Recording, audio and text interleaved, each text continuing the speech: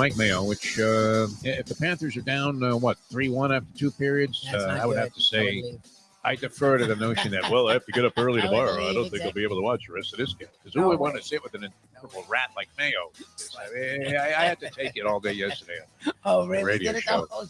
I fired back with everything I had. I even said that the officiating was very biased. You brought up the refs and hockey. Favor the Capitals, like a joke of an argument. Yeah. That's great. We're desperate when we're bitching about refs and hockey. Refs and hockey refs.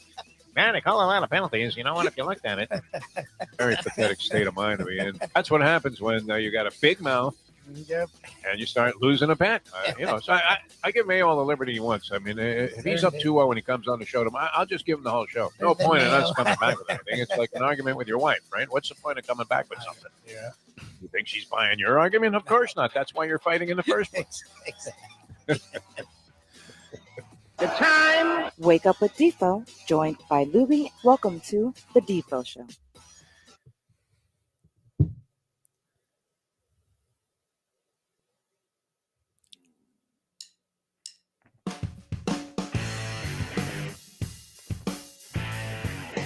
And a very pleasant good morning, everybody. Good to be with you here on this fine Wednesday edition of the Defo Show. Jeff Deforrest and one Mike Lubitz with you. And we're with you for a couple of hours here on the East Coast till 9 o'clock Eastern Time on ION Channel and many other outlets and platforms. And so we're happy to report the growth of the program continues. And it looks like we're going to have a job for a while anyway. I mean, we'll just keep pursuing it until we figure it all out. That's the name of Mike Westhoff's book, too. Figure it out. He's been calling me. Yeah, he wants to come on. We're going to get him on. I was trying to, right now with all the NBA and hockey, I was like, shoot, this week it'll be tough, but we'll get him on next week. He's all about coming on, and his book's out. We've talked about it for like 2 years or 3 years now, so I'm like really excited. Yeah, it should be good. The book is out there, and it's called Figure It Out by Mike Westhoff, who, of course, legendary special teams coach in the National Football League. What did he spend, like 30-something years in the NFL and split the time? I don't know if it was evenly. It seems like he was a Miami Dolphin coach longer than he was with the New York Jets, which he was with the Jets for like 10 or 12 years, I want to say. And then ended up winning a Super Bowl with the New Orleans Saints as a member of their coaching staff after Sean Payton called him up and said, hey, Mike, I know you're out fishing for sharks over there in Naples, but we need somebody who can help us figure it out because we're getting hosed on special teams and we have to solve this problem. Otherwise, we might lose our opportunity to win a championship. And sure enough, there it was, Mike Westhoff on the sidelines there as the New Orleans Saints took one down. Good to be with you on this fine. I keep going back to this fine Wednesday. Keep going back to this. It was like 2 years ago. We had nothing. And now as a sports fan, I'm watching the Miami Heat game last night. It wasn't all that compelling. I saw the first part of it in a bar after getting blown out by the Jets man. Just destroyed me last night on the tennis courts. I had nothing, though. It was one of those deals where I had nothing. I was very much like the Philadelphia 76ers in this game last night. And sometimes you just have to face it. You just say, you know what? I've got nothing. We could probably play another set. This is how sad it was last night, Lubie. We started out at 6 o'clock. Mm-hmm. And there wasn't even like the slightest hint of darkness when we were already done with the two sets. Jesus. So we just went. I said, you know what, we could play another one. I really didn't extend that much energy, but nonetheless, why don't we just go drink? And so that's what we ended up doing. And we caught the beginning of the Heat game. Very, very annoying to be at a sports bar with like a massive, they quickly corrected the problem. But how do you not have the game on like almost every screen? Especially, it may be dedicate a couple of screens to some of the other things that were happening. You had the Maple Leafs and the Lightning last night. That turned out to be a terrific hockey game. I'm hoping this has happened to you, that there's sort of I don't know if it'd be a residual effect, but I guess you start watching some of the other series because your team is still involved. And so you see what's going on in other areas around the league. I mean, Tampa Bay and Toronto has been a great, great series. The Rangers find themselves in a hole tonight. They take on the Pittsburgh Penguins, and they're down 3-1 in that series after having a real good season and giving rise to hope in New York City, the Big Apple, that they might have some aspirations that go beyond getting out of the first round. That looks like it's going to be a very difficult task for them right now because Pittsburgh's playing well and they find themselves in a 3-1 hole that the Florida Panthers were very nearly in. I mean, they had literally, if you were going to describe their situation as having one foot in the grave, they had one foot half the body in the grave. in the grave. What do you mean Brunette was doing? Like, you don't pull the goalie with 3 minutes left. That's how much he's like, oh, shit, I don't know if we're going to score here. 3 minutes to go in a game. Wow, I still see that. It really is like the headlights. It's the headlights of an oncoming semi And then they almost scored immediately. on a 2-lane highway. You're like on US 27 out there where, every other mile there's one of those things with the cross with the flowers on it. Yeah. Dedicating to, somebody that perished in a road, in an accident on the roadside there. They commemorate the person. And it's like the mile markers are all those sort of cemetery designations for people that have died in crashes. And you pull out, and here come the headlights coming the other direction. 3 o'clock in the morning, you're a little bit loopy to begin with, maybe from fatigue, from driving too much. And in the headlights are the faces of Mike Mayo. Right? Or you just see an angry Mayo behind the wheel going, gotcha, Defo. Gotcha, Lubie. Because the bet has really fueled my interest in this series to an exponentially higher level than I otherwise would have been involved. Although, I would find it remarkable. And it's always crazy to see like a team that dominated the regular season without any obvious reason, like their star player was out or they lost both of their goalies and they had to bring up some guy from the minors and he was in a panic, was giving up 5 goals a game without something really outstanding happening that you can just look at and pinpoint immediately, like Embiid being out for those first couple of games for the Philadelphia 76ers. You say, okay, they don't have this guy. Guess what? They're not very good or not nearly good enough to beat the best team in the league. But we're still on some perilous and tenuous turf when it comes to this thing, and a lot of that will be decided tonight. I don't know how it holds up in the NHL, but in the NBA, in series that are deadlocked at 2 apiece, the team that wins Game 5, which we had a couple of examples last night, ends up going on to win the series somewhere in the neighborhood of 85% of the time. Yeah. That might be a little bit higher than the actual number, but it's over 80% of the time, somewhere between 80 and 85% of the time. The team that wins Game 5, the pivotal Game 5, if there is a pivotal game in a series, it's a playoff series in the NBA that's knotted up at 2 apiece, and Game 5 is clearly, Lubie, the pivotal game. And it was last night for the Miami Heat, at least so we hope. Now, I would imagine that it went somewhat like this. Lubie, yesterday morning, Doc Rivers sends one of his assistants out there, maybe the guy that does the video, future Eric Spoelstra type, who has to do any number of schmenk jobs, much like Pat Riley was doing when he was the traveling secretary. He wasn't even an assistant coach then, but he was on his staff. So who do you think Doc Rivers sends around the hotel to see if the players are in their rooms the next morning? No idea. I saw Sam Cassell on his coaching staff. Maybe Sam Cassell because he understands how it goes. Yeah. I would think South Beach being the 6th man was very much in play. I don't know that anybody was spotted. Was Barry Jackson out there reporting on anything? Did he see any of the 76er players out there partying with like Iverson, who was probably leading the charge? But you could not be any more zombie-esque, any more missing in action than the Philadelphia 76ers were last night. Embiid was horrible in the ball game. It did seem like, and you talk about women weaken legs. We went Mick from the Rocky movies here because you mentioned it, Lubie, in your astute observation about the Philadelphia 76ers shooting. All of their shots were short, just off. And that came from all angles. It wasn't just Embiid. It was Harden. It was Maxey. It was Danny Green. Anybody that had a basketball in their hand, bonk off the front rim, and or to get one of those balls that is not quite true, but ticks the front rim. Yep. From the inside and then rattles around a little bit and goes out. Everything they shot was like that in the first quarter and then throughout the ball game. And they end up, down 12 after a quarter? Yeah. And they got annihilated, of course, in the fourth quarter when their legs turned to rubber. I would think that it was very much like, remember Escape from Alcatraz, the Clint Eastwood thing? I've the heard of depiction it. about the escape from the Alcatraz prison that ultimately led to its being shut down. I guess sometime shortly after that, when those three guys escaped from Alcatraz, and nobody ever knew what happened to them. It's still a mystery in San Francisco. You've been to San Francisco, right? The Anglin brothers, I guess, were two of the guys, and then there was one other that was depicted by Eastwood in the movies, and they had the dummy heads in the bed for the bed check. Do you think that the 76ers resorted to that? That when Sam Cassell actually like poked a 100%. guy, 100%. he found like a plastic blow up guy in there, and that was supposed to be like Embiid or James Harden. Now, you can't imagine if James Harden stayed home before that game or was in the hotel room at 11 o'clock to get plenty of rest so he could make the shoot around and be super effective, because he was horrible in this ball game. As brilliant as he was in the fourth quarter in rallying Philadelphia to the 2-2 dead Heat in the series, and the Heat were dead in that game.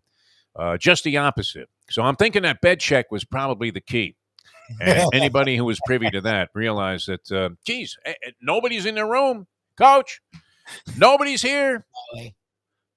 They may as well have checked into a different hotel. So I have not seen a poor effort like that in a long, long time. And yet, I guess, I mean, could you say the same thing about the Dallas Mavericks? They fell completely apart also, although at least they were competitive for part of the ballgame.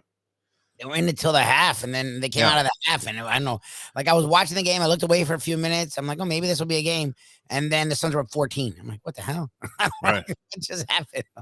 So it played out. I don't know. Is the NBA highly predictable? I mean, is that just the way it is? I mean, should we not be cashing ticket after ticket at various sports books or online on NBA games? You had to lay 3.5 with the Heat last night. Finally, we were right about something. We said, you know what, that doesn't seem like a lot of points, because this is one of those games where all of a sudden, miraculously, as if using your magic wand theory, as if Eric Spoelstra was able to wave a magic wand over what was going on out there, and his team became a cohesive unit that was in perfect symmetry all night long. Everybody that was supposed to do something specific that was indicative of their characteristics throughout the season, they did all of that. Max Strus is hoisting threes from everywhere.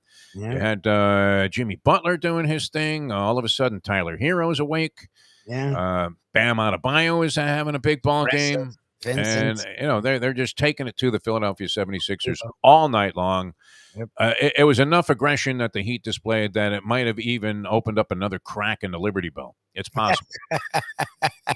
Liberty Bell, by the way, one of the few racetracks that I always wanted to go to that I never made it to. And, of course, it's been shut down for many, many years, a Philadelphia stronghold. But, it was ugly. And I guess if you're a Heat fan, you couldn't have asked for anything better, because they now find themselves in a somewhat commanding position. The only question is, do they continue this momentum that they gathered in game number 5 and win it and just finish off the 76ers, put an end to the process, turn it into like processed cheese? This is going to look like a slice, of American cheese that comes in a little plastic. Kraft. Did you ever eat a whole package of Kraft slices at any time? Were you ever inclined to do something like that? Binge eating of cheese? I've binge eaten cheese, but it was good cheese. I've never binge eaten Kraft. It's always had a weird taste by itself. Like, it's got to be on something. Yeah, your mother would find all the little plastic wrappers all over the place. And, and then she had planned to make like a bunch of cheese sandwiches for some charity event. Of course. And, of course, you had eaten 15 of the 16 slices. Yeah. And left the other one like kind of half-eaten also. That I mean, how am I still alive after doing stuff like that? That's crazy, right? Imagine that, shoveling 15 slices of Kraft American cheese in your face. And it was always good when they had the big package, too. Oh, Jesus. I wasn't even that big of a cheese fan. It just was, dependent on how little was available in terms of stuff that you actually like in a refrigerator late at night. When you had a metabolism where you could eat like a whole pizza and then go out to eat. I know. Those days were great. What happened, Lubie? Age. Time. I mean, if you had your choice between having, an effective and active metabolism, I guess you would prefer having, a large amount of testosterone remain in your body. That would be a lot more pleasant than, who cares if you're fat, as long as you can still do it, right? Yeah. Go to the gym. Yeah, she could tell you, suggest maybe, why don't you get in shape? That might be good. That's ugly, too. I see you haven't had this, I don't think. I don't know, maybe with your first wife, because you were starting to put on a couple of pounds back then.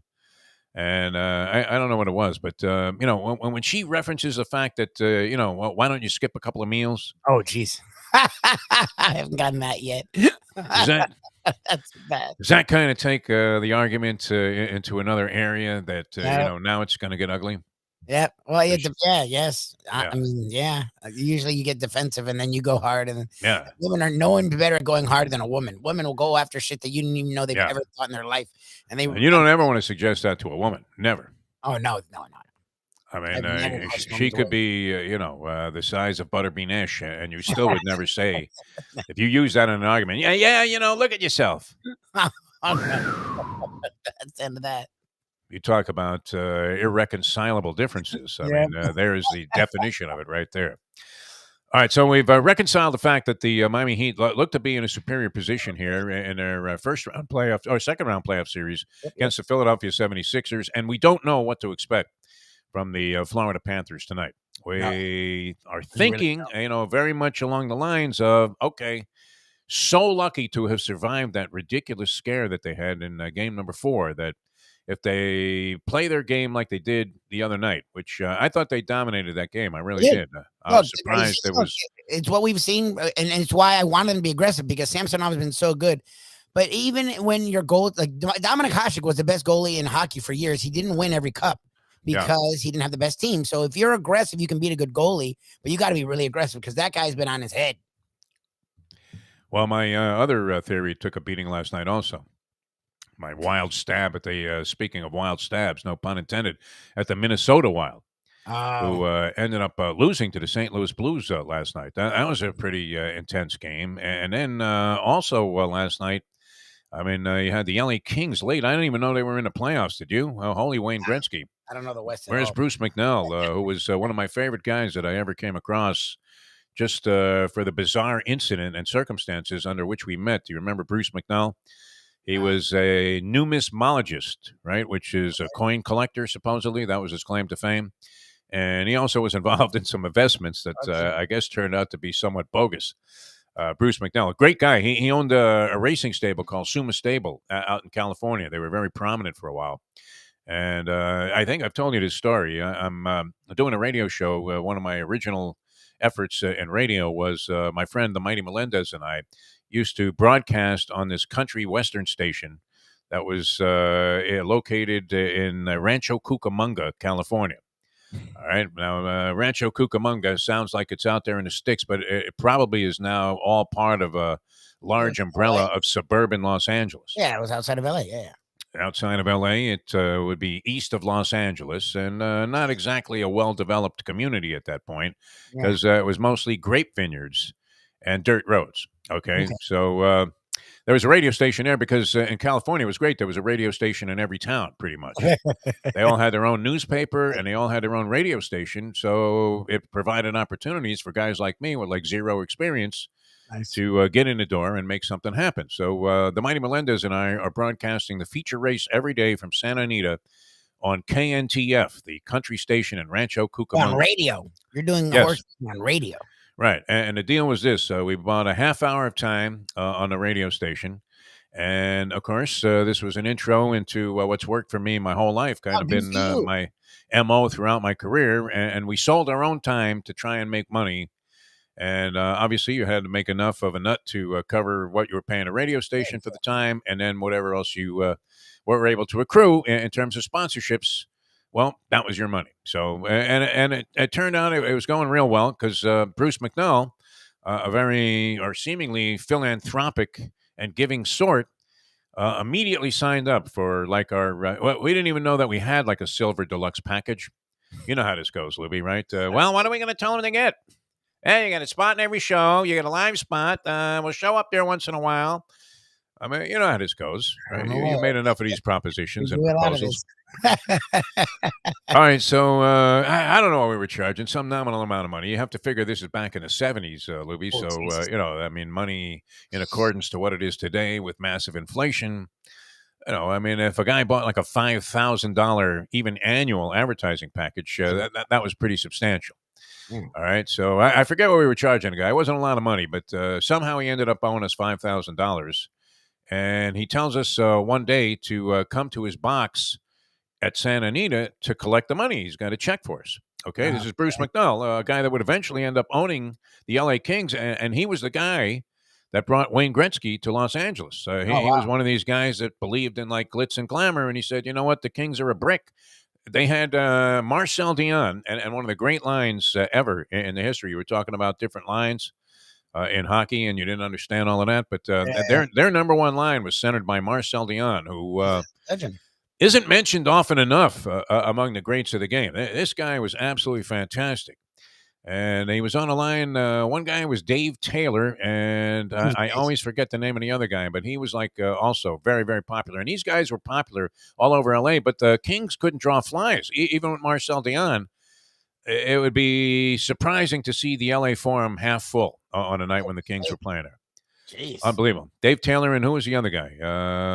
A real handsome dude who, was a big star out there in Los Angeles at the time because he was on this line. But the point being, Lubie, that nobody came to the games.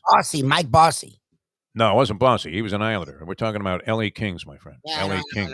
I'm looking at it. Yeah, look up Marcel Dion, and they might have mentions on the line. But, the real hockey fans out there, you guys that all of a sudden started watching these games like we did, probably aren't aware of who the guy was. Charlie Simmer, very good. Our friend Alfred on the, Charlie Simmer, Dave Taylor, and Marcel Dion. I found it when he got it. Good for you. Yeah, well, what were they called? They weren't the French Connection. That was Triple Crown line. The Triple Crown line. They were great, but they couldn't get anybody to come to the arena to watch these guys. That's crazy. And they had Rogie Vachon, Rogation Vachon, one of my favorite goalies of all time, who was big time as an East Coast goalie, and then he goes to the West Coast. What was he, with the Canadians? Rogie Vachon? I want to say Canadian. I think so. Yeah, I think so. And he was great there, and he goes to the Kings, and he was sparking a real effort to kind of get the Los Angeles area to embrace hockey, which was as foreign to them as hockey was to Floridians. When the old joke was, when the Panthers came into existence, the only ice anybody's ever seen in South Florida was at the bottom of a martini glass. It's pretty much true. Might still be true. I don't know. Although I think it'll be pretty crazy at the arena tonight. What's it called? The Florida Live Arena now? Florida Live, yeah. Yeah. Hard to keep pace with that. What'd they do? They lost all their sponsorships, so they just had to... I don't know if Bank Atlantic still exists. Is Bank Atlantic still a thing? I don't know. I think Bank Atlantic doesn't. No, they're like long gone from sponsorship. And then they had another bank that was a title sponsor to the arena. And then BB&T. They merged. It doesn't exist anymore. BB&T is with SunTrust's Truist, and Truist must not have wanted to just keep it going. Is that bank any good, by the way? It's mine. I have both of them. That's what's so funny. I had BB&T and... And do you hate them like poison? I mean, every time you have a transaction, does it turn out to be ugliness? No? The merge was a pain in the ass, and a lot of people were stressing out because for a couple of weeks, like the app, we're so used to apps and shit now. The apps weren't working, so that sort of sucks. But I was pretty proactive, and I went in there in person before all the crap just to settle everything. So I've been fine. I don't know. I mean, I haven't had any issue. I mean, all the banks are the same now. They all offer the same crap, and it's all online. Surely my bank's account together is an online total. There is no standing bank. Yeah. That's how this world is now. So that's where we're at, my man. May as well just keep the money in the shoebox like my mother did. They go all the way back. Thanks, Mom, by the way. Wow. It worked out for you. Nearing the 1-year anniversary of her passing here. And, I might have been broke at the time. I didn't want to ever let her know that there might have been some financial jackpot going on, but who knew she had money? I had no idea. Anyway, speaking of money, so we're going to collect this check off Mcnall. Did we establish who Bruce Mcnall is for the uninitiated? Okay, at that point he owned Santa. Like, what was he at that point? Was he the Kings owner? Oh, he before he bought the Kings, he had this racing stable. He was very successful with a racing stable called Summa SUMMA Stables, and so that's what he was advertising on our little feature race broadcast every day. And he tells us to come to his box that day to collect a $5,000 check. Okay. Which we desperately need, obviously. You know how this goes, right? Hey, did they pay? Did they pay? I mean, how many times do I feel this call from you? Did you get the check? Did you get the check? Not that you're annoying, Lubie, but what am I going to do? I don't deliver the mail, Lubie. I don't deliver the mail. I know. Stuff happens, and then when you have sponsors that are gracious enough to be with you, you really don't want to be a pain in the ass about the money. Yeah. You have to... It's disrespectful to bug a guy for cash all the time. Like, hey, I didn't get my check. I know. Well, I just got your invoice yesterday, Mr. Deforrest. Well, Well, man, can I come over? exactly. All right. So anyway, it's a rank day, which is not the greatest of times. I mean, we mentioned this like when it's raining at Churchill Downs. Fortunately, they had good weather for the Kentucky Derby. But Santa Anita, when it was raining, and this was in the wintertime, and it was kind of cold outside, it was rank, is not the greatest place to be. The great race place is a place you want to race straight away from and go do something else on those kind of days. I mean, it was ugliness. So now, we're rolling through the stands. We're not used to being cold there in California either, much like here. And we're rolling through the stands, and we come to Mcnall's box, and Mcnall is there, and there's a guy, an old black guy that is all bundled up. I mean, like in a crummy-looking, tattered coat, and he's sitting in the box, like sort of like he was a contestant on Survivor when it rains and they're in the jungle and they're all shivering. And who's the host? Jeff Probst. He doesn't care. He won't even throw him a towel. Nothing. He's sitting there. He just had like a filet mignon flown in on some seaplane that he just consumed. And these people are literally like freezing their fucking ass off. And that's kind of how this guy was, right? So Mcdonald says, "Oh, hey, how you guys doing?" He recognizes us, which is always a good, Thank God, yeah, thank God. a good start there, because it wasn't like we were hanging out with Bruce McNall all the time. He agreed to buy the advertising. We'd see him once in a while at the track when he was running a horse. Hey, Bruce, how you doing? Good luck. Yep. And that was it. So he sees us. The Mighty Melendez, his first name was Mike. He goes, "Hey, Mike, Jeff, how are you?" Yeah. Sit down for a second here. I want you to meet somebody. So this black guy who literally looked like, I was thinking, wow, what a great guy this Mcnall is. He's not only sponsoring our show, but he's taking care of this poor homeless bastard Oh, Jesus. that he brought to the track. He was homeless. Yeah, I mean, that's what it appeared that this guy literally looked like some guy that he dragged in who was sleeping outside the gate there and had asked Mcnall if he had a couple of bucks so he could bet the double.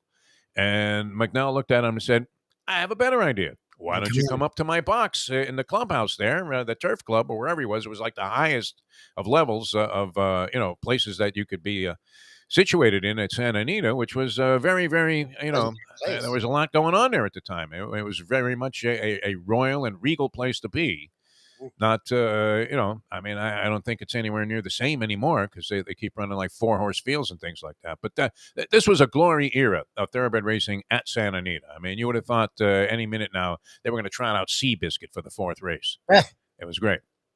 All right, so this guy, Mcnall says, "Okay, I'm going to write you guys a check," and the guy we think is like a homeless poor sucker starts chiming in, going, "What are you writing him a check for?"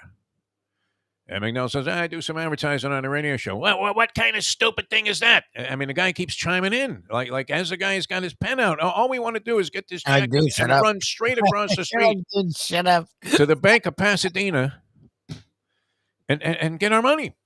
That's it. We're out clean. All right. Yeah.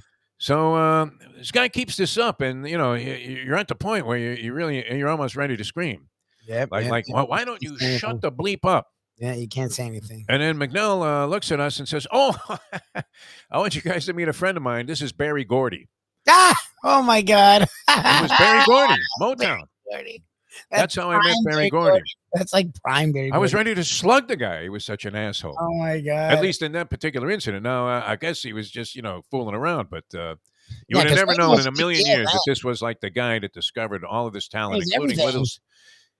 He found little Stevie Wonder when he was like 4 years old. What are you talking about? When he could see. What, the mid-70s, early 70s was it? Supremes. I mean, Diana Ross. Who didn't record for Motown? He was everything. Oh, my God. That's so funny. So here's a guy that's richer than Mcnall turned out to be, because it turned out Mcnall didn't own the shirt on his back, which was great, right? He ended up on some criminal charges. I think he might have done some time. That was subsequent to owning the LA Kings, which shows you that if you're going to buy a sports team with no money down, you're going to go Dave Delgado, buy an NHL franchise. Oh, yeah. Remember that one guy? The guy with the Islanders, right? Who literally had no money. And he had no money, and he owned the team. He's in the owner's box there. Like Gary Bettman. Hey, good to see you.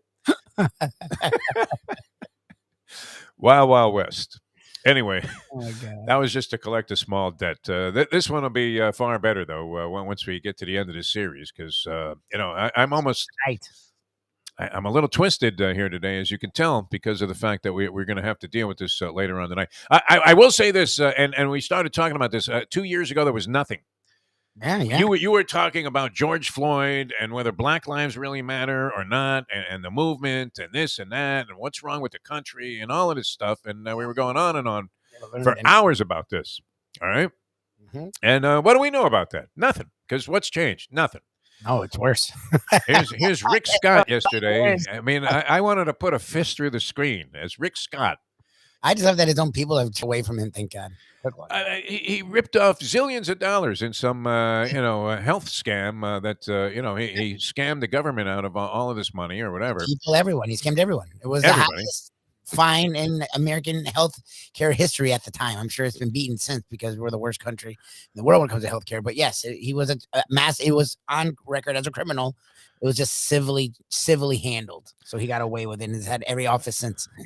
If I was in my 30s or even late 30s like you are, Mike Lubitz, I probably wouldn't have been as offended by this whole concept that Rick Scott wants to eliminate Medicare and Social Security. Of course he does.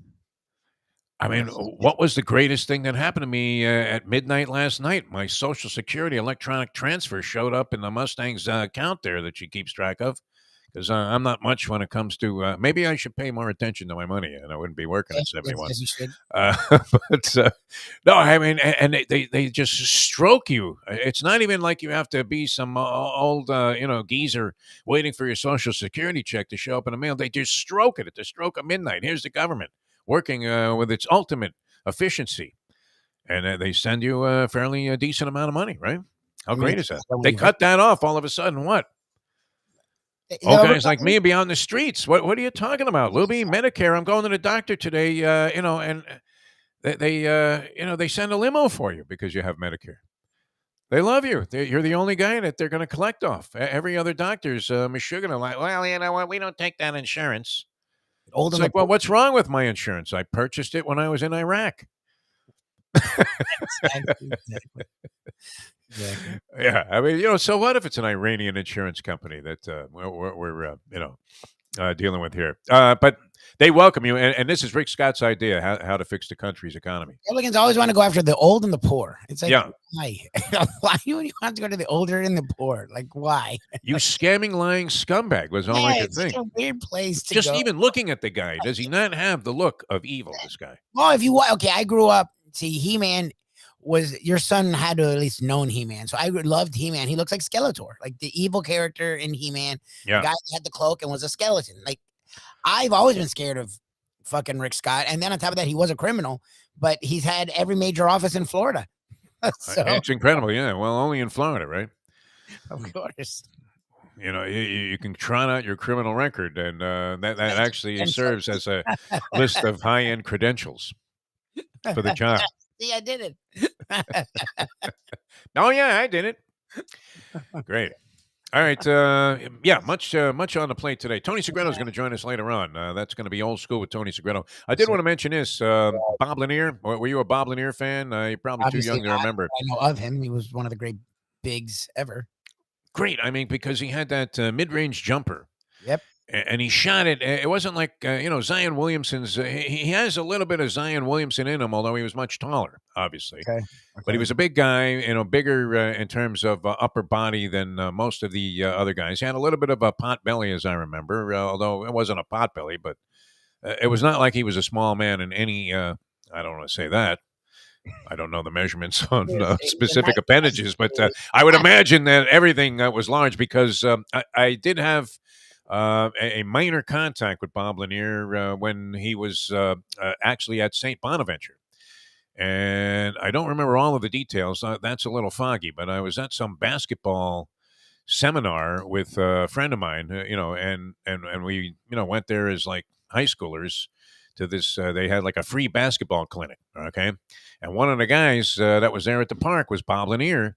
Oh, wow. And he was a college player at the time, and I was sitting about 2 spots down from him on a bench at one point during a break in the activities, and I looked at his feet, and they literally, legendary size 16s, which would not be not that big now. That big of a deal for an NBA player now, but back then, he may as well have had 2 oars for feet. That's how, I mean, large they were, and I do remember that. And he couldn't have been a nicer guy. And I want to say that somewhere along the way in the 40 years that we were broadcasting here in South Florida, especially, I must have had at least one interview with Bob Lanier. I'd presume. Very, very nice guy. I mean, just a real gentleman, and sort of a revolutionary type player at the time, because he was a big guy that could shoot the ball and shot it with form. And I also remember, and Bob Lanier, I think, I want to say, and I might be making this up, Lubie, and people go ahead, feel free to correct me if you're there, because we like the fact that, we now have people on the chat line Yeah, it helps. that are filling in for the blanks Yeah. that keep coming up in my mind here. I don't know why I can't ever remember Charlie Simmer, because, he was, always associated. It was like Tinker to Ever's the Chance, where, you rattled off a name like Marcel Dion. You immediately thought of Simmer and Dave Taylor. But I always remember Taylor, never Simmer. I don't know why. I don't know what that's all about. But, Lanier was absolutely fantastic. And I want to say that he played in the Vitalis one-on-one. No, he was in it. And I want to say that at one episode or one, competition that they had. And this was the halftime Phil show on NBA games, and I would have to give the nod to Ernie Johnson, Barkley, Shaq, and Kenny Smith. Probably more entertaining overall than the Vitalis one-on-one, but there was nothing close to it in between. Nothing compared. What's that? No, this might just be. Was it versus JoJo White? Yeah, I want to say that he played Ernie D. Gregorio for some reason. Ernie D. Okay, I don't know about Ernie D, but JoJo White. And it was weird because you had like a 6'11" guy that goes, at the time, if you were 260, that was humongous. And that guy would be playing a guard in the Vitalis one-on-one. Jeff Petrie, still to this day, I don't know, were you with me when we mentioned this to Bob McAdoo? Yes. About Jeff Petrie beating him? No. You've always talked about the story about years later, after he was a Hall of Famer, a coach with the Heat, he had this great career. He still was frustrated about losing in about losing in the Vitalis one-on-one to Jeff Petrie. I couldn't believe it. Yeah, because McAdoo, is he's not the most overt of personalities, but he's pleasant enough. I would think anybody that's come across Bob McAdoo seemed like a very, very, outstanding, upscale type of guy where, you could measure his character and say, hey, this should be an example for children, right? That kind of guy. It seemed like a really decent guy. He's on the Heat staff. And so, me with my stupid, way of trying to sort of, get the person to come out of their cliche-driven shell in a sports interview. And so, I figure I'll start it out by talking about the time he played Jeff Petrie in the Vitalis one-on-one. And the guy looks at me like it was Barry Gordy looking at me and the Mighty Melendez from that box with Bruce McNall saying, what are you paying these guys for? They don't look like they have any talent. You're freaking out because you can't say anything, but you're like, this fucking guy. No, I at that time, I can't say anything because I'm thinking McNall is helping out a homeless guy. Yeah, exactly. Well, even if he's a partner, you're just like, just shut the fuck up. Yeah. Just shut the fuck up. Like it's I was going to treat this guy at that point like McNall was sitting with Lafitte pink eye. Exactly. You can't do anything. With the shoe. Hey, the things that you have to do. Hearing the story, I was like having flashbacks. I can still see it. I mean, you know what? You know me with my visualization there. I can still see myself standing there because, you know how that goes. You're just hoping that the guy, A, pays you in cash, B, doesn't say, well, you know what? Here's the money that I owe you, and that's going to be it. Yep. And C, that if he does give you a check, that you can run to some, convenience store and cash it so you can get back to the track that day with the 5 dimes, and now you can knock yourself out betting the 9 race card at Santa Anita.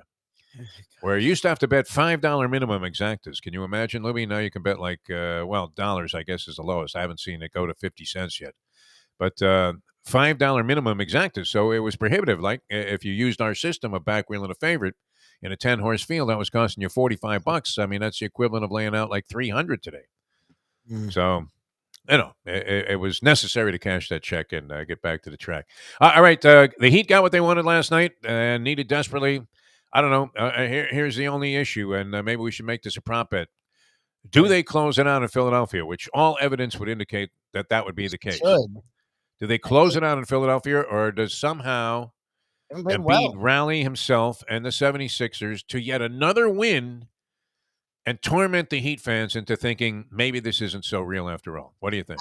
I don't know. I mean, I guess you saw a lazy Sixers, and again, I'm super biased, so I was looking for the Heat to play a certain way. So I don't believe they were in their rooms in the morning of the game. They probably I don't weren't. believe they were in their rooms. No, after you said it and thinking about that game, the Heat totally dominated them. That was South Beach written all over it. The South Beach Fever, I'm sure, had a lot to do with it, but I watched it from the Heat purview, and they did what I wanted. They did make some threes, so that loosened them up, but they didn't live by the three. They were going right at Embiid. They were going right at the basket. Oladipo, Butler, Strus, Hero were very aggressive, and that's what I wanted to see from them. None of that matters, Lubie. Here's the truth of the matter. Conspiracy theorists will appreciate this. That Adam Silver, who was in town for this F1 stuff and partying his ass off the entire time at that Carbone thing, $3,000 just to take a dump. And, that didn't even include a shrimp cocktail, 3 times. It was LeBron James, okay? Now, LeBron James, I don't know if he's still bitter about what happened here. Every now and then there's speculation that he could even return to the Miami Heat, which I would find a veritable impossibility. Correct? Because if Pat Riley's anything like the Pat Riley that he was in winning time, there's no way that he would allow LeBron James to come back here after he stiffed him at the Circus for a meeting where Pat Riley was going to offer him the world. Okay? Mm-hmm. There's got to be a little bit of bitterness there. Okay, so that gets to the bottom of the theory here, which is what happened in this game last night. And I now believe this to be true as I'm formulating the theories. Okay. And that is that LeBron was here to party with the Philadelphia 76ers. He invited Embiid and the boys out on orders from Adam Silver, who thought that the line of 3.5 with the Miami Heat being favored was bogus, but he didn't want to take any chances because he was wagering his entire year's salary on the Heat to win at home. And one way to ensure that no way Philadelphia was going to cover 3 and a hook was to have them out all night partying with LeBron James, who, said, hey, Joel, you got screwed, man, on that MVP thing. I mean, can you believe it? Jokic? Yeah, come on. The Denver puking Nuggets? What have they done since Dan Issel was playing? My God. And so, I think it was a conspiracy that LeBron James was involved.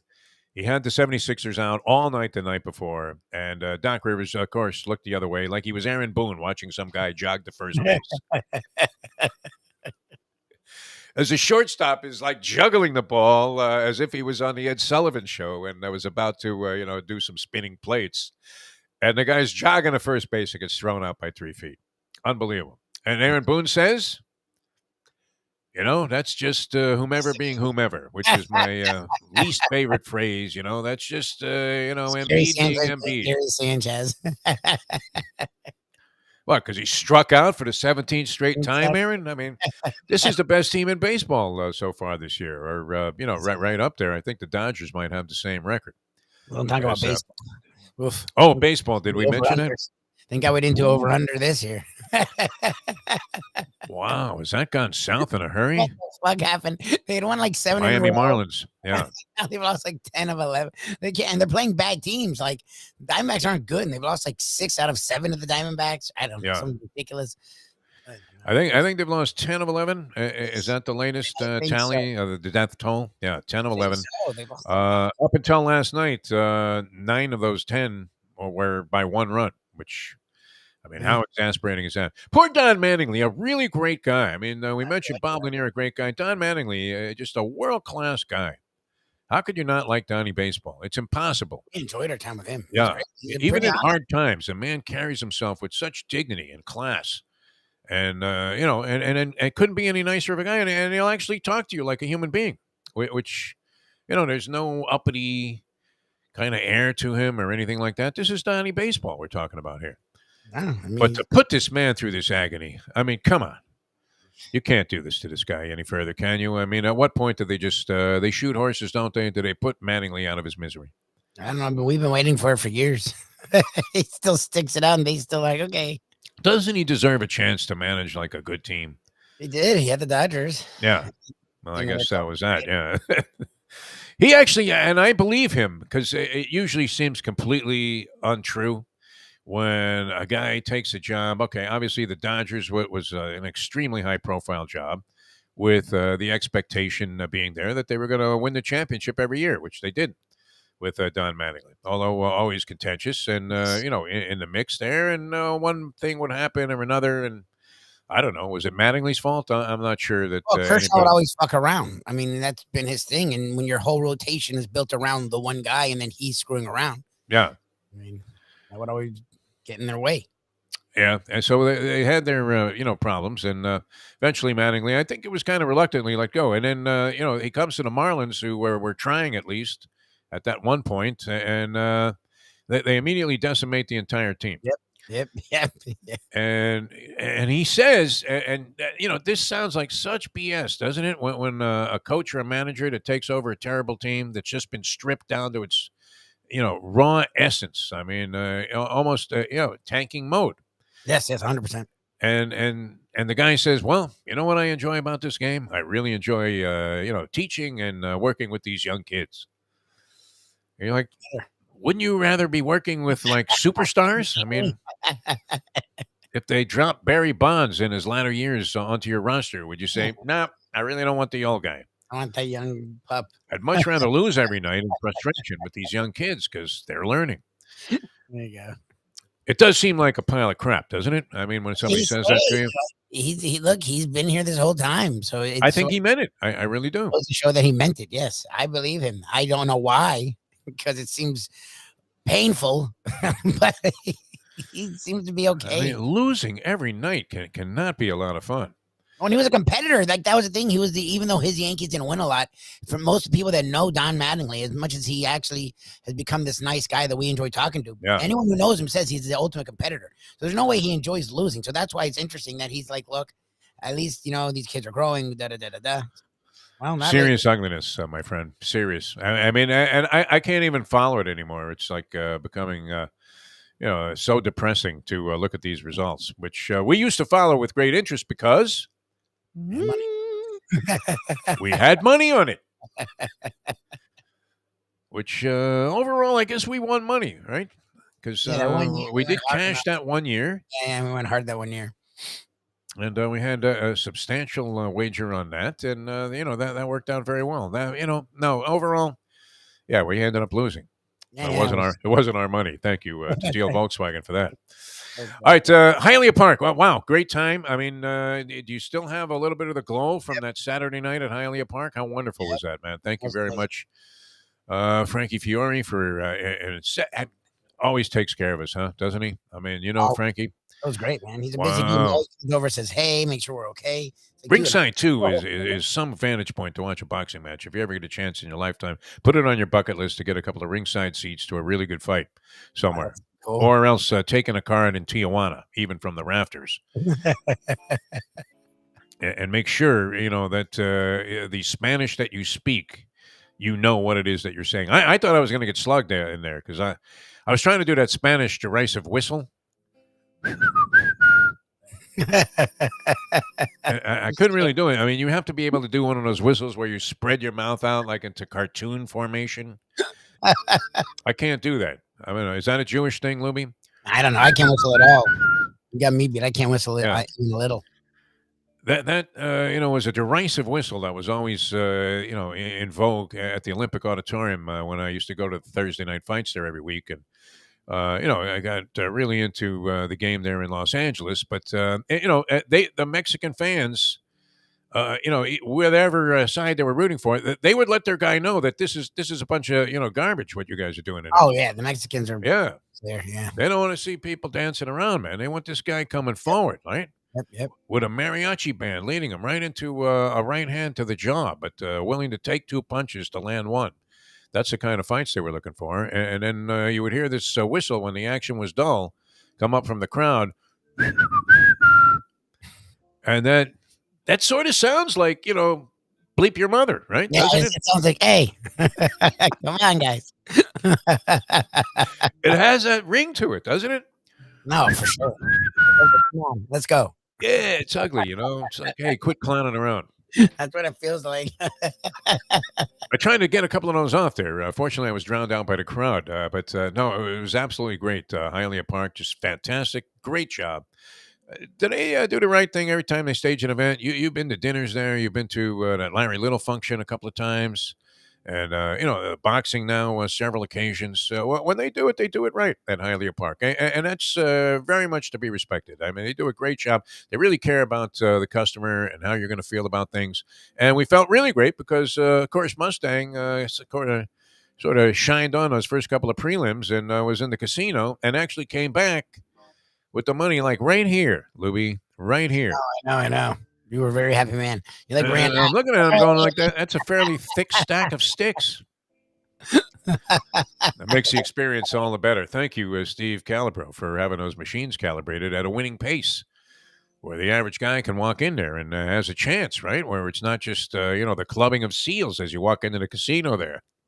Yeah, we'll get these guys, right? They got baseball bats. Forget about that. Hialeah is a great vibe, great place. You had that Latin flair, too, going. And how cool was it in the Champions simulcasting room? We're literally sitting at the bar with a bank of screens and reasonably priced cocktails that are just flowing and flowing and flowing. Couldn't have been a better time. It's always a great place. I mean, if you want a casino experience that rivals any that you'll have anywhere in the world, right, Lubie? Have you been to casinos in Monte Carlo in your world travels? You've been to casinos and all over, and nothing's like Hialeah. They just leave you alone. I love it. And if you need help, they help you. I mean, it's got everything, and the vibe's really cool. So it's a lot of fun. It's really a good time there. Would you care to play some baccarat, Mr. Lubitz? There you go. Yeah, no, that kind of, I mean, sophisticated. That's what it's all about. And yet, just a great time. And you can go out there and, really let yourself go and have a good time.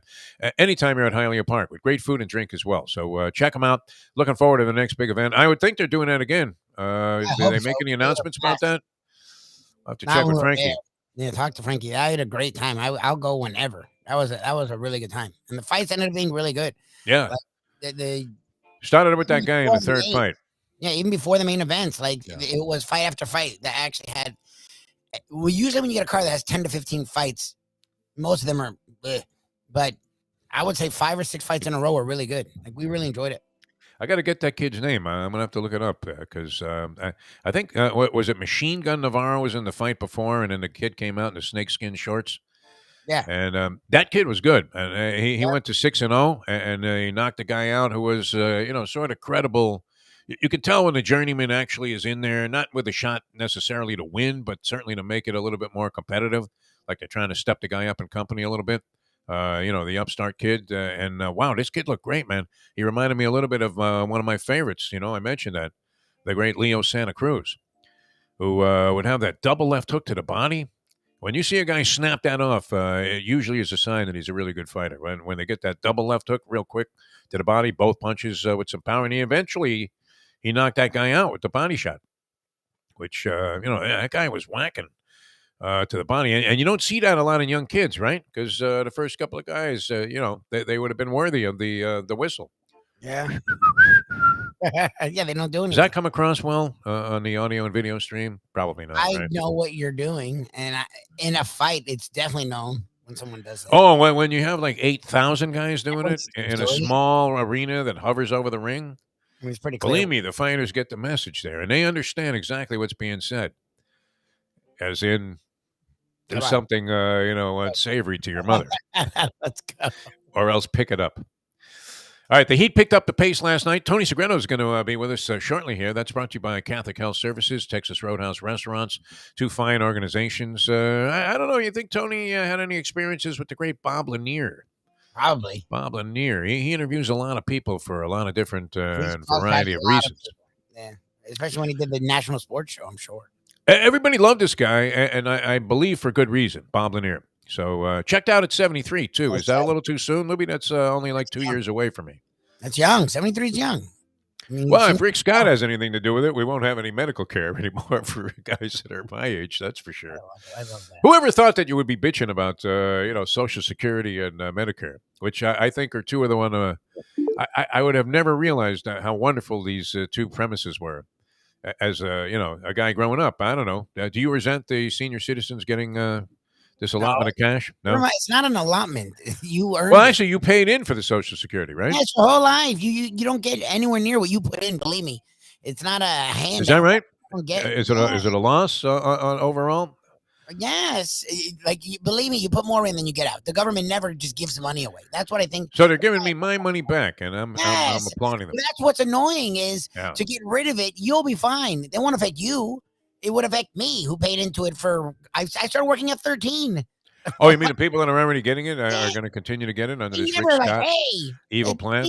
The government doesn't work that way. Things are always, outside of the last few years. No, you're dead mean when it comes to this. That's what I'm saying. You better make a lot of money. We better hit it big quickly here. Yeah, it's not it's always the next, the people that have been paying into it for 40 years. Yeah, that will never get it. That's why I think it's funny that they always go after that. I think it's so weird. Yeah, no, that's a great idea. That's what America's all about. Rip off the poor, responsible slob that's actually been paying his taxes all of these years. Right before the time where he's finally about to benefit and see. Maybe while you're at it, I recommend that you go see Tom Selleck and get a reverse mortgage on his house. That'll make up for the difference. There you go. It's not just a trick to take your home. I love when they say it. Well, that's the qualifier. You have to figure that pretty much this is one of the most fraudulent things that you could ever get involved in. And that you're pretty much going to look like Barry Gordy did in that box at Santa Anita, like a homeless guy. Do you believe that was Barry Gordy? My mind was blown. I love that. Yeah, because I was just about to tell the guy to shut the fuck up. I really was. I was thinking, you know what? Screw the 5,000. I just don't want to hear any more from this guy. Yeah. Now, all right. Speaking of money in the bank, it's Tony Segreto coming up here in just a few minutes. Check us out, Hialeah Park. We always thank them for their support. And, of course, Jimmy Johnson's Big Chill down in the Keys. Great place to go as well. Tony's coming up, brought to you by Texas Roadhouse Restaurants and Catholic Health Services on the Defo Show. He's a very happy Mike Lubitz. You look far more relieved than you did 2 days ago. Last night was great. When you were peeing in your pants. Monday night at about, what time did I came in? 9 something? Oh, my God. Still, Mayo's face on that puck as it was going towards the net. And, even though it was moving very quickly, it was in slow motion for me. Oh, my God. And it missed by like a nose hair. Otherwise, that's it, right? Throwing a towel in a series. Flowers are in a punch. Yep. Dead meat, my friends. We would have been dead meat. Yep. See, now, what a bitter disappointment that would be tonight if, this thing went the other way and all of a sudden the Caps are going home with a chance to clinch. Yeesh. All right, we're coming back with more. We'll see what Tony Segreto thinks about all of this. Yes, sir. And many other things in a moment here on the Defo Show. Back with more in a moment. Now that. The time. It's 7:58. Poker is your game. You're covered in style. And you can play all your favorite Vegas-style games, including blackjack, craps, and roulette, in Hialeah Park's sizzling hot casino. Get a player's card when you walk through the door for all kinds of generous amenities, including our favorite, free play, when you come out to the ultimate casino and entertainment destination, Hialeah Park. These days, we're all looking for comfort anywhere we can find it. Thank goodness for Landlubbers Raw Bar and Grill in the Plantation location, because they are making sure you are as comfortable as possible. You're going to have the best wings in the world. You're going to have a great burger. You're going to have their amazing soups. Again, Landlubbers Raw Bar and Grill. It's nice and easy. Just go to landlubbersbarandgrill.com for both your pickup and free delivery. Thank goodness for Landlubbers for making you always feel right at home. Catholic Health Services is committed to care that changes as your needs do. Our full continuum of services is designed to be there throughout your care journey. If you need assistance with daily living, post-acute care following a serious health event, or additional medical care at home, we also offer skilled nursing and palliative and hospice care. Your care needs may change, but our commitment never does. Catholic Health Services, South Florida's #1 choice for post-acute and end-of-life care. Visit CatholicHealthServices.org. What we gonna do right here is go back, way back into time. We are now kicking it old school with the one and only Tony Segreto. Brought to you by Catholic Health Services and Texas Roadhouse. Tell me, doctor, where are we going? Welcome back to the show. Morning once again, everybody. The Defo Show here on Ion Channel, many other platforms as well. Jeff Deforrest, Mike Lubitz, and always a pleasure, always a lot of fun. Welcome to the program. Our good friend who says sometimes he does feel like he's hanging from a chain in the gym there and just serving as if he was a heavy bag. Stop it. We adore you. But He comes out with I'm the doing remember, I'm doing the rope dope. I'm doing the rope dope. you got a couple of dopes here that you could easily Yeah, rope in. Do you very remember a young man who went on to great acclaim as a broadcaster and significant career accomplishments? Chris Myers. Very well. When Chris Myers was at WIOD, he was like a young kid. He was Well, 16, and he was already brilliant. I will tell you. I recruited Chris to do our weekends. Oh wow! Yeah, he was great on TV. Obviously, he did our weekends, and he was probably with us about 6 months to a year or whatever. And he was offered a job in New Orleans.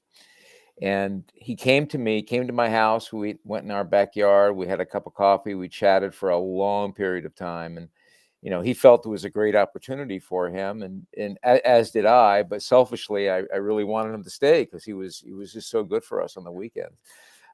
But he ultimately went. And as a result, we see what happened. He went to New Orleans, and now he's with Fox. And I speak very highly of him. He's just a great guy. Good guy. He really always really, was. really good. So, and even after he made it big, he was always very humble about the whole thing. But the reason I bring up his name, I figured you probably knew the guy, and B, he used to say a phrase that stuck with me. Because there were a couple of things, you know, so sometimes you see a guy and he does something a certain way, and you're thinking, wow, I would like to do that way. But he always had the phrase, "We kid because we care," and I thought about that as I was trying to comprise some kind of intro for the Tony Segreto segment. We kid Tony because we care, and that's a tribute to a guy that you mentored as a young man, the great Chris Myers, now doing NFL games. He's got NASCAR, he's got everything. I'm surprised he doesn't have a quiz show, also. Which, by the way, Lubie, I meant to mention is speaking of TV personalities, your man Mauro Ranallo. Yeah, Who's the guy that just screams the entire time during the Showtime boxing matches. And we had him on. He's a very intelligent guy. He actually, seemed like a really good guy. But and I've seen some other things on him. He has like mental health issues, and he was very honest and straightforward about this and dealing with that. But he now has like a celebrity survivor show that he's the host of. Oh, Jesus. Can you imagine? Oh, my God. There's a guy, Tony, I mean, just literally one of those screamers that's like screaming cliches the entire time. Yeah. Your favorite type of announcer. Just screaming cliches throughout the broadcast. And you're like, okay, enough already. I forget the guy who does NFL games, does college football games a lot too. And I literally turned the sound down. Oh, Kevin Harlan. Kevin Harlan? Well, not Kevin. I forget who the heck it is. Gus Johnson. There you go. Gus Johnson. Yeah. Oh, his favorite. When he was doing boxing, he destroyed the sport for years. It wasn't the Klitschko's. It was Gus Johnson. The yard run up the middle, and he's freaking out. Yeah. One of the things, and Jeff, you can weigh in on this. One of the things when I first started doing play-by-play, I was mentored by some of the really great play. I worked with Mel Allen. I worked with such just great legendary people. Still my favorite all time, the great Mel Allen. Oh yeah, absolutely. Yeah. And one of my and one of the things they told me, especially when you do radio, it's one thing. You know, you need to kind of paint the picture and you talk more. But when you do TV, you know, the less you talk, the better. Yep. Right. And that you talk about sticking with you, man. That just stuck with me. You know, let your analyst do his thing, and you set it up. You be Pat. You be Pat Summerall. You be that. Just here it is, down distance. If you're doing football, you know, the count, the inning, the score, whatever it is. There are some out there that I swear to you, I can't. I want to take a sharp stick and put it in my eye. Because they just will not shut up. Oh, yeah. No, that's true of color analysts now, especially in all sports. You would think at some point in time there would be, and consultants were always the worst at exasperating, or exacerbating the problem. because their advice, A, you would have a tendency to immediately not even hear, and then B, they would always encourage you to do the wrong things. Yep. So you would find yourself maybe having this in your head to do it that way. I was very lucky. Whatever play-by-play I did, and I did a lot of boxing on TV. And you're always working with different crews and different directors and different concepts.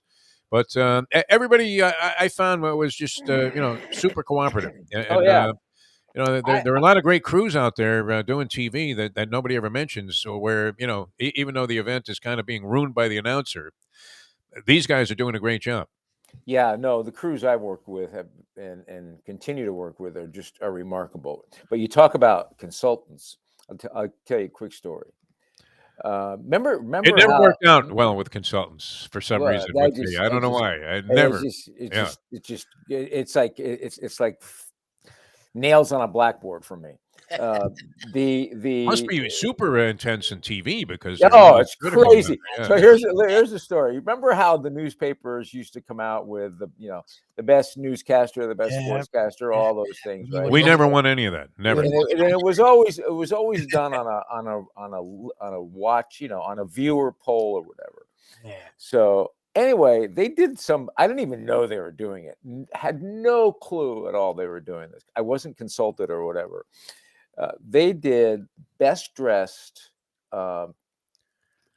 anchors, sports, weather, whatever, and I got one of those, the best dressed. Look at you. About a week later, okay, we had a consultant come in, and it was my turn to go in, and I'm already like, are you kidding me? Right? Was he wearing a bow tie? So they go to me. We want to talk to you about your wardrobe. I go. Oh, get out of here! You were the best dressed guy on the tour. I go. Pardon me. Pardon They me. go. We'd like to talk to you about your wardrobe. I said, be my guest. So they go. Well, we think you should do that. I go. So I said, can you hold on just a moment? They said, yeah. I said, I need to go get something in my office. And I bring the newspaper and I put it down on the desk and I go, I think I'm doing just fine, thank you. Well, you got a little Pat Riley in you. No, but it was like one of those. Would you like to see this? And then I walked out. But it was just, they'll do anything. Like don't. They have to say something negative because they don't feel like they're doing their job. They can't just say, hey, you know what, Defo, you're not perfect. I mean, whatever you're doing, it goes against most conventions in terms of how people, expect this to be performed. But it's working for you. So why don't you just stay with it? Yeah, I was telling my kids about critics. We last weekend I was in New York with my son and my daughter, and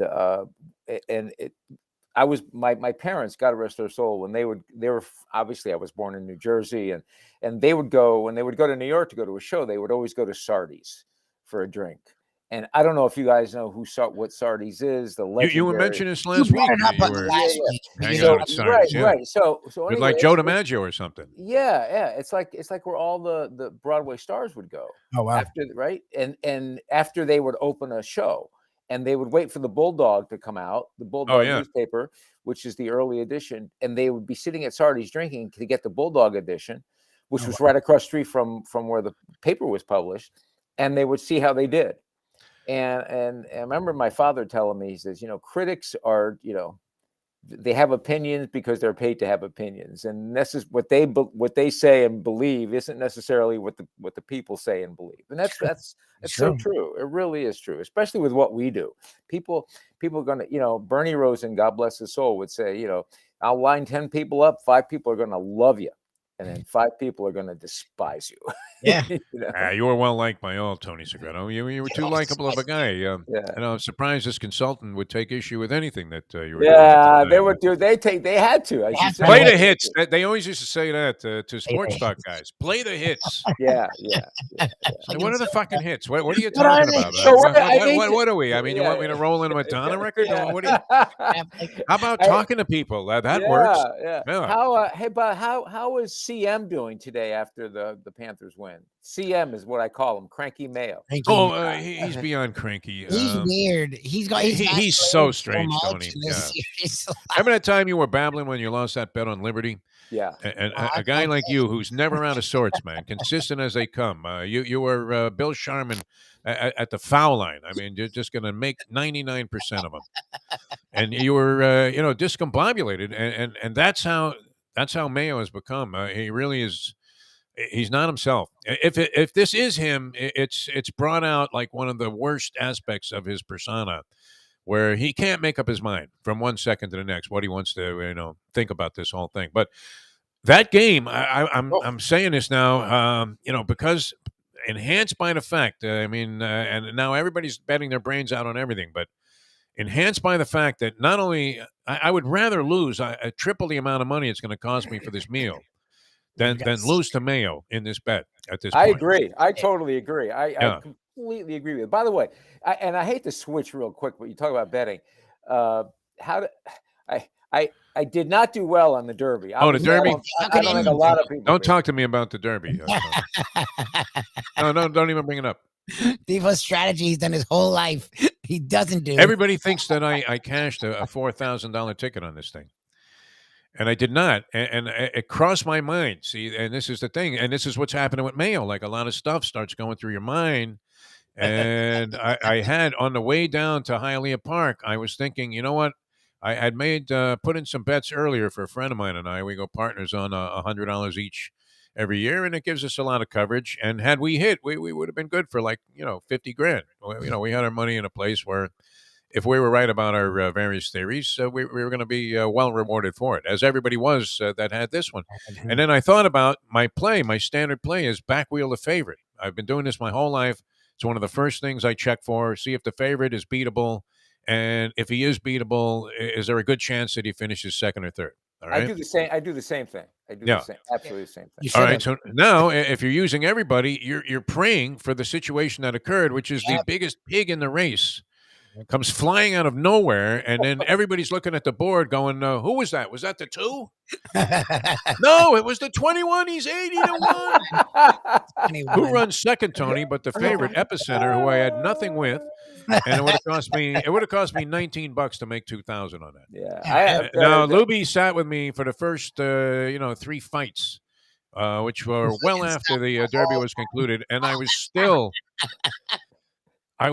kvetching about the idea that I scratched that notion and sat chilly at the bar there and watched all my money go up in smoke. Every time you'd want to move on, someone would text you, "You did it! You did it!" Yeah, no, I they're sending didn't. me pictures of the horse. Somebody sent me a dozen roses, and I got nothing. Zilch. Oh my God. Hey, you know what? Actually, I'm gonna. Send, I should kill myself. I really should after that. Yeah, that's okay. If you do, can I have your VCR player? Hey, I want to hear no mention of this year's Derby, because that was a serious wagering. I have to tell you, I want to send this to Lubie. Okay. I was on YouTube the other day I forget what I was doing. I was looking up something. I mean, how to set this up or how to set that up. And I came across, they just released a redone version, not redone in terms of, they enhanced the video of Secretariat's 3 races, the Derby, the Preakness, and the Belmont. And I downloaded it. It's 7.5 minutes. I'm just telling you, I get chills watching those 3 races and watching that horse. And Lubie, I'm going to send this to you to Jeff, because it is. And the call, to that Belmont call, it sticks in my head. He's like a machine. He's running like a machine. And it's like he could lap the other horses. I mean, that's how. Oh, it was unbelievable. Yeah. Well, I mean, what was an indicator of how things were going to go for me from a wagering standpoint. Because a friend of mine and I, Cliff Keller, we started going to the Belmont every year. It was the first time I went. We had started going to the harness races when we were in high school. And then he went to a different college than I did, but we got together in the summer. And one of our things was we went to the Belmont every year from like 1969 through 73. And so that day, we're down on the rail there, and my friend, I remember him leaping up in the air and saying, "Somebody's out there by a mile." And it was Secretariat. And of course, I had backwheeled Secretariat. Unlike, it was Secretariat being a favorite, I put him second with everybody in exactas. And of course, I didn't do it in 2022, like 50 years later, which I would have made a giant score. But I do remember this horse being out there by like 30 lengths. And it was unbelievable. Yeah. I urge people who never saw this horse run and who didn't see who was it? Penny Tweedy? Was that the name of the woman? Penny Tweedy. Penny Tweedy. She was very popular, for an old school sort. Yeah. Yeah, and Ron Turcotte was the great jockey. Ron Turcotte, yeah. Just remarkable, remarkable. So it made the cover of Time magazine as like athlete of the year or whatever, right? So am I clear, Lubie? Jeff did not cash, or he did get that 0.0. No, 0. And the world thinks I had it, and people I owe money to, including yourself, Tony, which that check is in the mail. But everybody's been calling me saying, "I know you had it." No, on Facebook, people said, "Send Defo my regard. Good for him." I'm like, for what? He did it. I'm like, no, he didn't. I have to tell you what I did. Okay. All right. So full transparency. So last week, for those who were watching and listening, you heard this whole lament by Deforrest, how I don't bet for anybody. I hate betting for people. All right, so I don't answer my phone anymore on every day. I got the message. I knew you bet on your own. So I said, God forbid I bother Jeff. God forbid I ask him to bet for me. My goodness gracious. What a heavy load. Tony, there are any number of apps, so you can just sign up like right now. Give me your credit card number. I'll sign you up on the show. So I call. God forbid. There's no excuse for this anymore, Tony. Yeah. So don't try to defend yourself. Of course he's gonna. I don't have to, man. You're a lazy cuss when it comes to this. No, I bring your own money to the track is one of my theories. Just bring your own money. Is why. Yeah. His friends don't pay. Well, that's his problem because he doesn't want to do it. I have every sort of app to pay you. Anyway, I call Frankie. I call Frankie Fiore up. Nice. And you had Frankie put it in? I go, would you let me finish? Yeah. Hold on. So I had called Frankie up and I go, hey, listen, tell me the safest betting site I can go to for the Derby. I said, one that I feel comfortable doing. He goes, go to Twin Spires. So I did. I went to Twin Spires. I signed up. You signed up? Yeah. Nice. All right. My thing. I'm ready to do the Preakness. Well, here we go. Oh, good. All right. Well, I'm glad I'm off the hook, Tony, to tell you the truth. You know what? I didn't want. Here's why I didn't ask you to do it. I didn't want to hear it for a month on the show. How you can't, you did it. I didn't want to hear your crying and your belly aching. Oh my gosh! It's ammunition, Tony. It's strictly ammunition. Yeah, that's the thing. I have learned that my store does not sell ammunition anymore. No, that's well, I'm so happy for you, Tony, because now I can call you and have you put in bets for me. Yeah, since you have the account, and I don't even have to go to the track anymore. Although I love going down to Champion Simulcast. If I could count on you paying me, I'd do it. Exactly. Well, not on this. I mean, this is a different thing. It's one thing in business, you owe a guy money, you're going to pay him. But for some reason in gambling, these things are often forgotten. And buried, and it could be small amounts of money, but and this has happened where friendships are lost over a very minor amount of money. Stupid. Yep. Like a guy owes you $20, but it's like 20 years later you see the guy and you still can't bring yourself to look at him, even if he hands you the 20 before you even say hello. All right. We could have gone to Texas Roadhouse restaurants even if we lost, which we did on the Derby, because the prices there, Tony, are so reasonable. And, it is amazing because I was again in this place on Tuesday nights, go out with my son to a place in town here that has a big steak special on Tuesday nights. And it looks really good. And I'm looking going, wow, that's pretty good value. And then I'm thinking that same meal that's on special here is on special like every night at Texas Roadhouse with quality that's even better. And, the supporting cast of things that they have there is just unbelievable on the menu. It's not even a special at Texas Roadhouse. It's what they do every day. You know, that's what makes it beautiful. It's funny. I was in Walmart the other day. I had to pick up something, and I walked past this kiosk with all these gift cards, and all these gift cards for Texas Roadhouse. And I thought, there's a great gift for somebody. Yeah. You know, that's a great idea. What was Lubie operating the kiosk? Yeah. The freebies he's got from Ed Garcia? Listen, you know, listen, this is one of those things where both of our sponsors here on Old School, whether it's Texas Roadhouse or Catholic Health Services, we've all been involved with in one way or another. You know, Jeff, we'll talk about when we go to Catholic Health Services, but all three of us have been to Texas Roadhouse. All three of us can testify to this. This isn't something that, it's a Tony Segreto thing, or it's a Lubie thing, or just a Jeff thing. This is all three of us. Lubie and I have been there. Lubie and I have been in the kitchen. We watched them make the fresh bread every day. We saw the butcher in the freezer cutting the meat. We see them making the salad dressings. We see them. We see the ribs. You know, them preparing the ribs. How long it takes them so it falls off the bone. Every store, every single restaurant does this.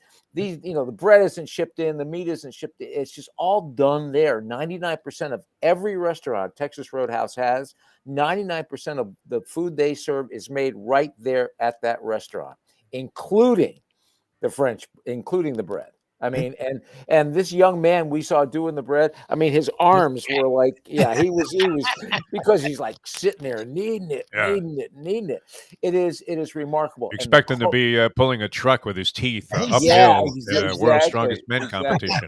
And the culture of the staff is remarkable. They make you feel like you're walking into Cheers. It could be your first time. They make you feel like you've been there 100 times.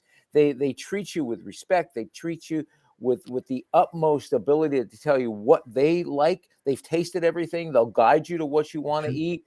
And the service is remarkable. Coldest beer in town. The lines to the tap are cold. They're chilled as well. Best margaritas in town. You can't go wrong. Texas Roadhouse. It's a winner. Listen, if you didn't win the Derby, you'd win this. That's for sure. Oh, no doubt about it. I mean, my son and I, we were talking about different restaurants, and he said he went out to, a very highly reputable joint and place that everybody likes. 4 sticks for 4 people for a steak dinner. Really? And, I mean, he ended up, getting clobbered. And, you go to Texas Roadhouse, that same meal that you're getting out of there for like less than half of that, and you're having just as good a quality or close to it as you would find at the finest steakhouses. So, and having a better time. Yeah, and watching games. Wow, how exciting was that? I hope you were watching this hockey game because. I was. It was great. Listen, my God! How great is that? I mean, the excitement in these games is incredible. All across the board. I mean, all of these series, for the most part, with the exception of. The Avalanche swept the Nashville Predators, but even that, I mean, when they were down 3-0, and that arena in Nashville really is electrifying to be a part of. You wouldn't think a country crowd and a room full of hillbillies could be that into hockey, but wow! I mean, when you see some of these, I'm not a country music fan, but when you see these big country stars and they're all there and they're doing the anthem and they're in the crowd. And then the regular hillbillies are there, that are straight out of the rejected extras from Deliverance because they look too bizarre. Yeah. It's great, man. And other than that, all of these series have been amazing. Yeah. No, all the I way can't. through. Now I just hope we hold on. If for nothing else, then to get paid for dinner. Oh, that'd be great. Well, and, the thing with Mayo has gotten out of control. All right, we're coming back with more with Tony Segreto, more Old School, brought to you by Catholic Health Services and Texas Roadhouse Restaurants. I'm Jeff Deforrest. He is Mike Lubitz, and we'll return with more Old School with Tony on the Defo Show in a moment. Now that. The time. It's 8:23. Tony Segreto here. Let me ask you a question. What do you look for when you go out to eat? Good food, obviously, friendly atmosphere, not too loud, but good energy, reasonable prices, and a place where you feel comfortable. You're talking about the Texas Roadhouse. Good for a family, good for a date, or just a night out for yourself, and prices that will make you extremely happy. Their ribs unmatched, steaks hand-cut every day. Everything, and I mean everything, is made on site, including their incredible bread. Trust me when I tell you, Texas Roadhouse, your restaurant, your destination when you say, where should we go and eat tonight? From the newly renovated sports bar to the beautiful bayside views captured at the Tiki Bar, Jimmy Johnson's Big Chill has it all. Located at mile marker 104, the Big Chill also offers waterfront dining while experiencing breathtaking sunset views of the Florida Keys. It's simply the hottest spot in the Keys to cool off. That's Jimmy Johnson's Big Chill at mile marker 104 in Key Largo. For more information, call today at 305-453-9066. Any time of year, things can happen to your home or business, and the insurance company can be your friend, but they also can be your enemy. Horizon Public Adjusters, Justina Testa, are here for you to help this process go so much easier. 7 to 10 times more money recovered with a public adjuster than if you went on your own. If there's no recovery, there's no fee. Before you call your insurance company, call Horizon Public Adjusters and Justina Testa at 954-809-8752. We go old school with Tony Segreto, brought to you by Texas Roadhouse and Catholic Health Services. I did want to just relay this quick tragedy from yesterday. I'm looking in the papers. I'm getting ready in the morning. So I see the Gulfstream Park entries. In the second race, there's a horse called Meshuggah, 30-1 morning line. Oh, my God, really? Meshuggah, believe it or not. No 7 way. ball, right? That's No way. So I'm thinking, okay, I'm going to put 20 to win on Meshuggah no matter what the price, and I'm going to bet my 7-5 exactus. So sure enough, I'm getting ready to do something, and I lose track of time, and the race is like a minute away, so I don't have time to mess with this bet. And there it is on TV as I'm going out the door, so I stop and watch it. Who wins the race? Meshuggah pays $100, and the 5 ball is right there second. Gap of 50 back to the next horse, and it would have been worth a nice sweet 3 or 4 dimes had I done it. No, I did nothing. How do you not take Meshuggah? What a fool! The 7 ball too. Meshuggah. How do I pass on that? I mean, my whole life You is can't. now There's no way destined you for can pass failure. on that. Oh my God! Ridiculous mistake. Just an egregious error. Defo and Lubie always have a blast kicking it old school with the iconic Tony Segreto. Brought to you by Catholic Health Services and Texas Roadhouse. All right, welcome back to the show. We're old school with Tony Segreto here on the Defo Show. Jeff Deforrest, Mike Lubie, Lubitz. We do have to go ahead and express our congratulations to our good friend Albert Castiglia, who wrote some of the customized music that we have here on the show and allowed us great to music. Great sort of music. pimp off some of his early stuff that was not contractually obligated to never be played anywhere, but someplace that was extending him royalties for it. Just received the Blues Rock Performer of the Year. Nice. Really? Yes. Nice. And that was there's a like Blues Society that has a big awards thing in Mississippi on Beale Street, right? And Memphis, Tennessee. What am I talking about? And sure enough, he wins it, Performer of the Year. So congratulations. Yeah, the music that we have on this show is terrific. It really All out is. all the It time. really is. Yeah, no, rocking and rolling. All very good. All right, Tony Segreto with us here. It's all good with Tony. So for me, I thought this was as wild and entertaining a game as I've ever watched. And now hockey is very abstract. And the interesting thing, and you know this from being around the circuit here for a long, long time, that people who haven't watched a hockey game in their lives, they'll watch a couple of playoff games if their home team is in it, and then all of a sudden they're experts. That was icing. That was fucking icing. And everybody wants to call icing on everything, on everything. Right. Yeah. And you know, they never call offside. They only call icing.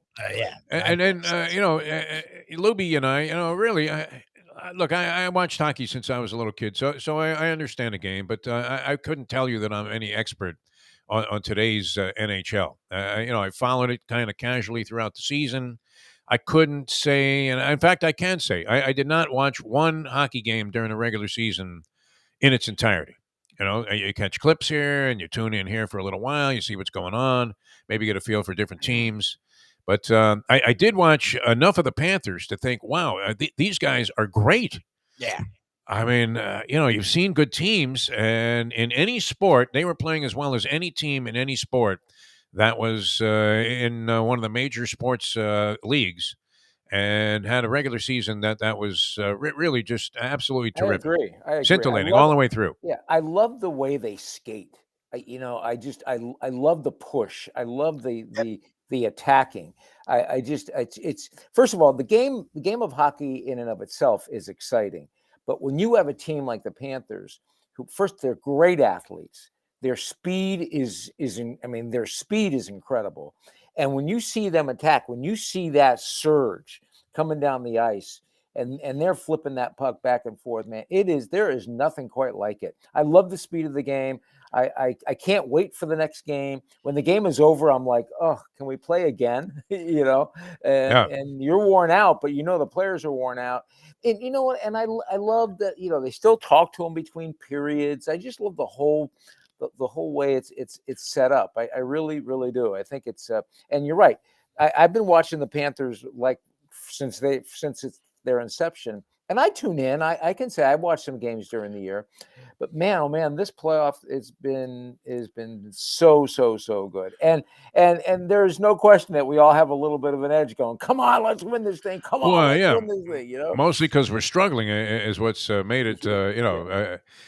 Such an anxious, moment every second that ticks off the clock, except for that one game that they coasted in game 2. Now they get hammered in game 3, and it's like that was the outlier right there. That was the outlier. They just got ripped, hammered, annihilated. And you're thinking, what's going on here? This isn't even close to the same team. How could they possibly choke again? And I know you also are not a fan of labels where this team had nothing to do with teams that were playing here since like 97. No. I mean, there is a connection to the recent past, but the whole notion that they've never gotten out of the first round and they're a bunch of choking dogs is a tough thing to ascribe to this particular team. And yet here they are.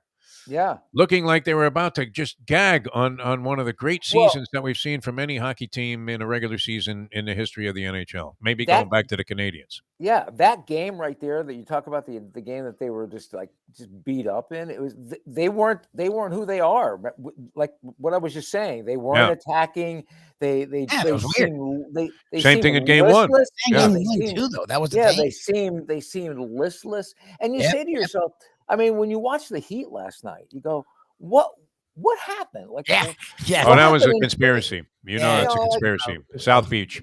Yeah. Adam Silver had LeBron take the Sixers out. He told him that Embiid got stiff for the MVP, but LeBron was going to sit with him, and they were out till 6 a.m. I think Iverson was in his hotel room before most of the Sixer players were before that game. I mean, could they have been women weakened legs? You know that, right out of Rocky Balboa. And it certainly appeared that was the case there, and that something else was in play besides just a sub. He also woke up too. That's what was weird. At the very least, we know we either have a game 7 or a game 1, right? That'd be wonderful. At the very least, I'd rather have a game 1. Yeah. Absolutely. All right. So I mean, how torturous was it? Did you think the coach had lost his mind? This interim coach had lost his mind. I don't think they named this guy as the official coach. It's still the interim. They haven't told him. Because Barry Trotz will be behind the bench next year if I could put a vote in. But anyway, he pulls his goalie out there with 3 minutes to go, and you're thinking, 3. You got it's very dicey, decision. Yeah. And then that puck's going towards the net there, and it's over. You see it was right after a skull and crossbones going up on the screen. You see the puck going, no, hurry up, somebody get there. No one was getting there. I mean, how that missed is beyond comprehension. I think all of a sudden the wind blew it off course. What was that? And then they score. I mean, that was even more remarkable. And then win the game in overtime. Down the glass and going. Yeah, exactly. Oh my God! It was like a curling thing, where they had the guys with arms in front of it and just steered it out of the zone. I'll tell you what, I can't wait for the next game. It's just like, okay, let's. That's tonight. I know. I can't wait. I can.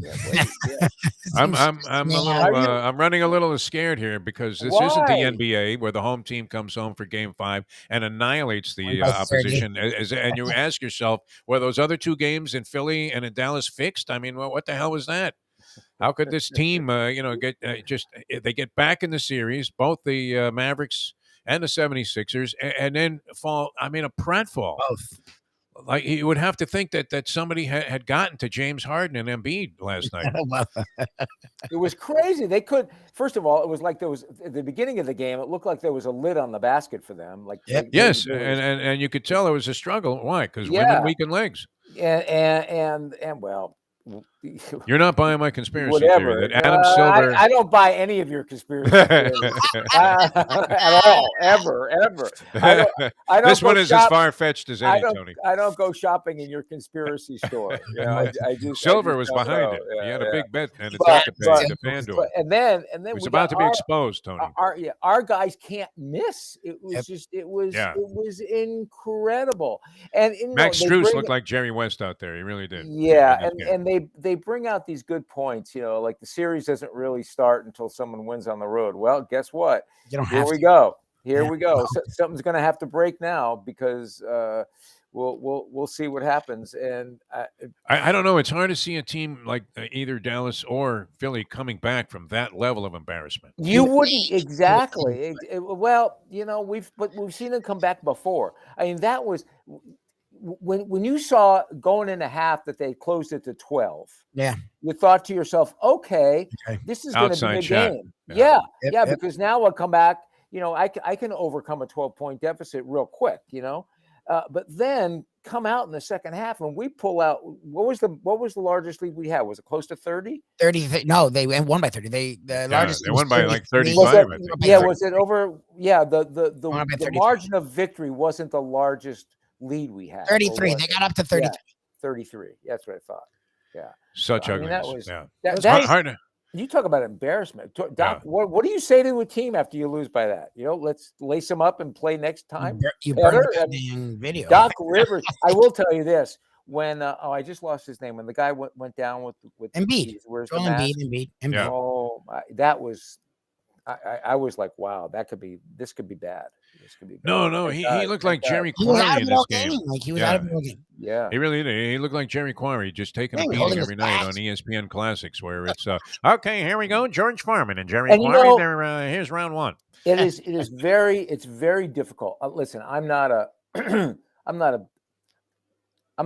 fan of Harden, but I'm not a fan of Harden. It's like I'm kind of like, okay. He seems hard to like for some reason. Yeah, but you have to admit he was a great player, and that's the thing. Oh, yeah. You can't even count on him anymore. No.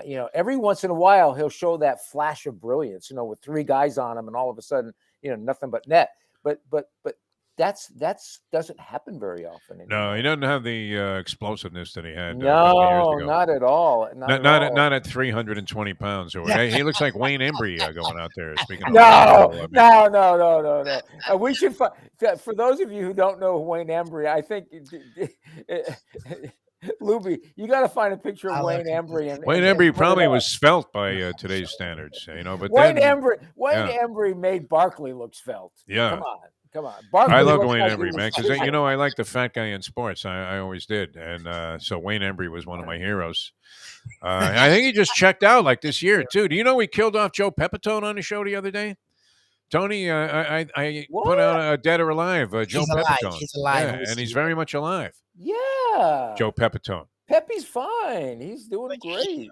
Yeah, I mean, you refer to him as Pepe, I would assume, because you know this guy. Yeah, he is. He's a great guy. Is that through your Bucky Dent connections, or just the Yankee connections? Yeah. But I talk to Bucky every day, and I tell you what, the recent thing we saw with Aaron Judge, where he hit the home run and a young kid, that was a gargantuan shot last night. Yeah. But there was one where a young boy gets the ball, and this boy was just, the Toronto thing. Yeah, that was great. Gosh, that had Segredo written all over it. I mean, that would have been your lead on the sportscast that night for sure. That just epitomizes, and I thought the way Judge handled it, and just Judge understanding his role beyond being a player, his role as a Yankee within the confines of the fans. I mean, it's just. What were they offering him? 217. I mean, that's chump change now. Yeah. If nothing goes wrong to derail his season, especially that was his first ever so-called walk-off Yeah. home Oh, run. really? And they're Mm. down 2 at the time, so it couldn't have been any more Mickey Mantle-esque in Yeah. terms of Yankee drama. I think the guy has 10 home runs on the season already. He's been on fire. And he turned on that 7-year extension, which I think was like 217 million. And you're thinking that literally is going to look like spare change Yeah. compared to what he'll command if he just continues. If somehow he's able to continue this performance throughout the year, which it's early yet and it's a long way to go. But wow, if he keeps this up, my God, what's the man worth? And here's the thing: he's not just doing it on the field; he's doing it off the field and with the He is media. Mr. Yankee now. He's Joe DiMaggio. He He really is. He's Yeah. DiMaggio, Mantle, Garrick, all rolled into one. Yeah. Man, he is just Surprised he hasn't proclaimed himself the luckiest man on the face of the earth, and we find out he has some terminal illness. I mean, he's right there. Yeah, I'm telling you, he's a special young man who's doing it right in a big city where, again, for those of you who've never been to places like New York and Philly and Cleveland and Detroit, these baseball fans, first of all, they know the game, and they just the love you think you have for your team is not even close to what the love that those fans have for their teams. It's incredible.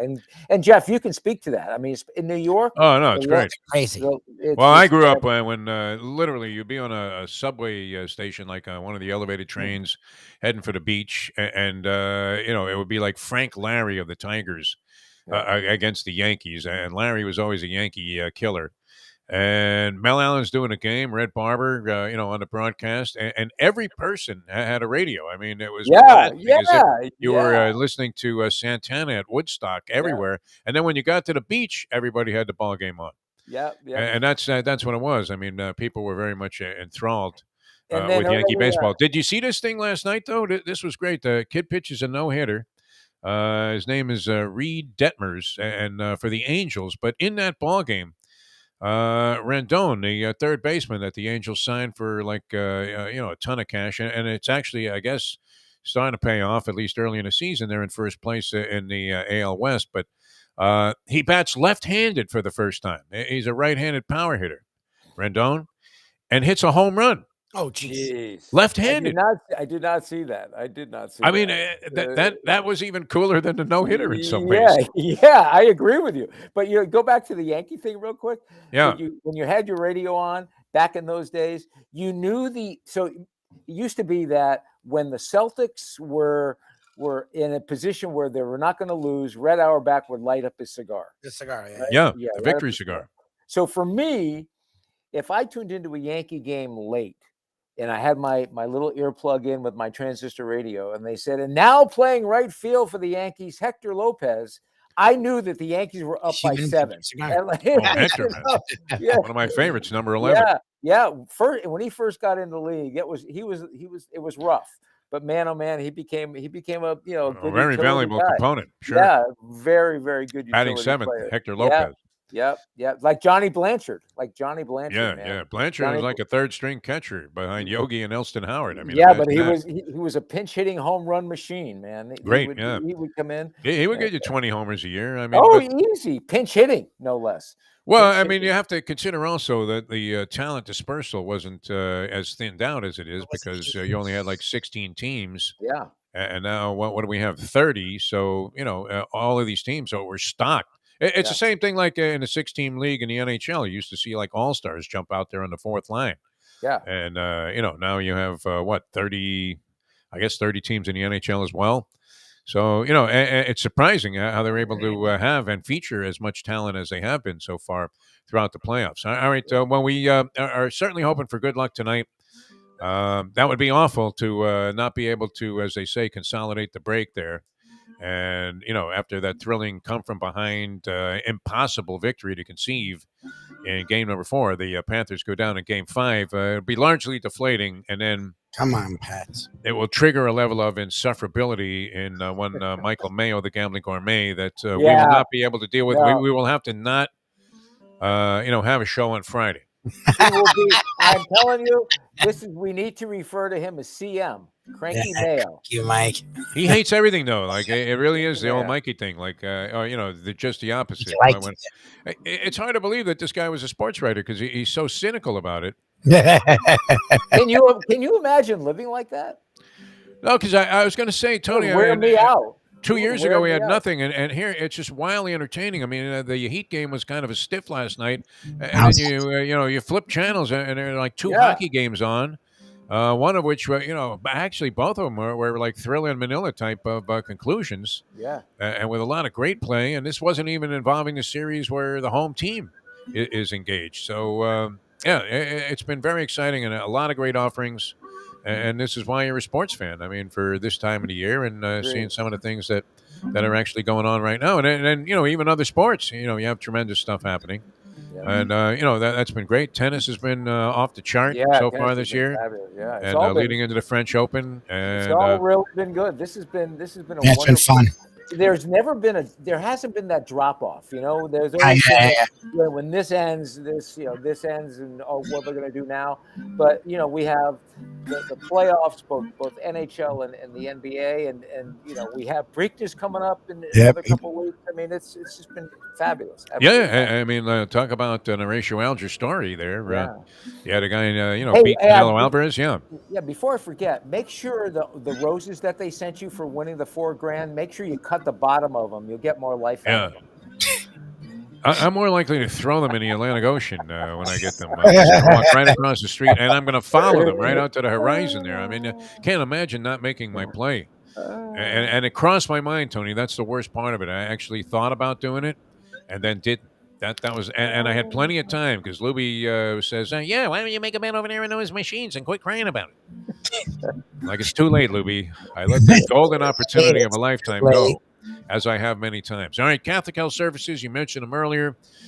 Just a great organization all the way around. I mean, every aspect of what these people do in business is just fantastic. Good to see even more people becoming aware of their services and how wonderful they are. And in the medical field, the word care has become one that you have to put into quotations now, unless you're dealing with people like Catholic Health Services. It's care, communication, and what else can we get to find out what we can do to take care of our loved ones, right? And what is it, you ask yourself, what is it that makes a great organization? And we talk about culture all the time. It doesn't matter what organization it is, whether it's sports, whatever business you're in. Catholic Health Services has created this culture where they recruit not only the best people at what they do, they recruit people that care, as in care for your loved one. And they do it every single solitary day. They have the best of the best. Yes, they have the best equipment. You can get the best equipment anywhere. Yes, they have nice facilities. You can get nice facilities everywhere. But can you get the people who truly not just care about the one who's getting the rehab or that's getting the care that they need, but do you get the kind of service that brings the entire family in, that involves the entire family? My wife, again, she's still going through this issue with a loved one in the hospital, and she called me yesterday as happy as could be, not because the loved one's feeling any better, but because she finally got to talk to a doctor after a month. That's crazy. A month of trying to reach the doctor, and the doctors have switched out 3 or 4 times. And at Catholic Health Services, that's not the way it is. You're going to hear from them every day. You're going to hear from the therapist. You're going to hear from the doctor. You're going to hear from the nurses, because they're going to keep you informed as to what's going on with your loved one. That's what you need. And they're going to tell you what needs to be done when your loved one comes home, because whatever it is wrong with them impacts the entire family. All I can say is, ladies and gentlemen, if you have an issue, if you need rehab, if you need just information, please do not hesitate to call Catholic Health Services. They're the ones that will do it for you every single solitary time, with people who truly care about you and your family. Their level of expertise in all departments also is extremely impressive, and you don't see this very often. Sometimes you get dished off to somebody else that's in a different area of, in this case, their medical care, and you're thinking, how did this person get a job there? But everybody you come in contact with at Catholic Health Services, really, I mean, you're thinking, wow, they went out and hired the best people that they could find in the business, and they put them all to work, and they let them do their thing, and it really is night and day. I mean, just 180-degree turnaround in terms of the experience that you're going to have when you're involved in any kind of medical deal where rehab is involved, or unfortunately, with my mother, hospice care, and even that, wow! I mean, just extremely, extremely impressive the way they handle themselves. Catholic Health Services. All right, we're coming back with more Old School with Tony Segreto. I'm Jeff Deforrest. He is Mike Lubitz here on On Channel, and you guys can Google the Defo Show and catch the archives of shows we've done over what is now like the last 6 months. Or thereabouts. So good to be with you here on On Channel and our other outlets and platforms as well. And we'll be back with more in a moment. Now that The time. it's 8:49. Poker is your game. You're covered in style, and you can play all your favorite Vegas-style games, including blackjack, craps, and roulette, in Hialeah Park's sizzling hot casino. Get a player's card when you walk through the door for all kinds of generous amenities, including our favorite, free play, when you come out to the ultimate casino and entertainment destination, Hialeah Park. These days, we're all looking for comfort anywhere we can find it. Thank goodness for Landlubbers Raw Bar and Grill in the Plantation location, because they are making sure you are as comfortable as possible. You're going to have the best wings in the world. You're going to have a great burger. You're going to have their amazing soups. Again, Landlubbers Raw Bar and Grill. It's nice and easy. Just go to landlubbersbarandgrill.com for both your pickup and free delivery. Thank goodness for Landlubbers for making you always feel right at home. Catholic Health Services is committed to care that changes as your needs do. Our full continuum of services is designed to be there throughout your care journey. If you need assistance with daily living, post-acute care following a serious health event, or additional medical care at home, we also offer skilled nursing and palliative and hospice care. Your care needs may change, but our commitment never does. Catholic Health Services, South Florida's #1 choice for post-acute and end-of-life care. Visit CatholicHealthServices.org. I used to play golf with Perry Como. Perry Como. Perry Como. He had one iron in his bag, and that was the wedge, other than the putter, of course. Yeah. Everything else was a wood. And he would hit the ball Como? 190 yards down the middle of the fairway. Every time? Every time. I hate those guys. I really And then do. he would say to me, you know, I don't know how long I can play because I have a bad back, and my doctor gave me this special medication to take. Do you mind if I take it now? And hopefully I'll be able to play 18. I go, sure. He goes in his bag and he takes out a flask and he drinks. I go, what's the medication? He goes, a little vodka. Golf, I came to despise. I actually had a set of clubs that were personally designed for me by the people at Black & Decker. Tim the Toolman Taylor. I had like a chainsaw and a machete in my bag. What are you playing here? Machete. It's- Defo and Lubie love kicking it old school with the legendary Tony Segreto. Big thanks to Catholic Health Services and Texas Roadhouse. Is there a specific rule against having a machete Yeah. in your golf bag and just chopping down whatever happens to be in your path of the flight of the ball to the green? Let me tell you about one of my, if not my most embarrassing moment on the golf course. So a friend of mine wanted to connect me with the founder of Wendy's. And Dave Thomas. Dave, actually, Dave Dave Thomas. Dave Thomas. Wow, that's freaking Yeah. cool. So I meet Dave and I meet his beautiful wife, and we just hit it off. And Dave and I made up a golf. We had decided we're going to play golf together. So we're at Weston Hills. Were you any playing. good? I mean, So- in general? When I played, I was okay. You know, All I could keep my own. I mean, but you know, I most of the guys I played with were like phenomenal. So I was always like, okay, let me play so I don't slow them down. Yeah, you're out there with Dick Anderson, and he's a scratch golfer. Yeah, You're thinking, exactly. I couldn't be But Gary Yepremian teamed with. Yeah, but God bless Dick. You talk about patience, man. He would never make you feel that way. Anyway, I'm playing with Dave on Weston Hills. It's like the third hole. And all of a sudden, I feel something on my foot, and I couldn't figure out what it was. And my golf shoes actually came apart. Oh, nice. Jesus, Literally came apart, and my right golf shoe became a flip-flop. Right? Oh, no. So Dave goes, "You okay?" I go, "Oh, Dave, I don't know what." I said, "This is so embarrassing." He goes, "Oh, come on, don't worry about it." So he calls over his caddy, and he says to him, "Tony, what size do you wear?" I said 10.5. He goes, "Go get Tony a pair of shoes and bring them back." I go, "Dave, please, you don't have to." He goes, "Yeah, go get Tony a pair of shoes. What color you want?"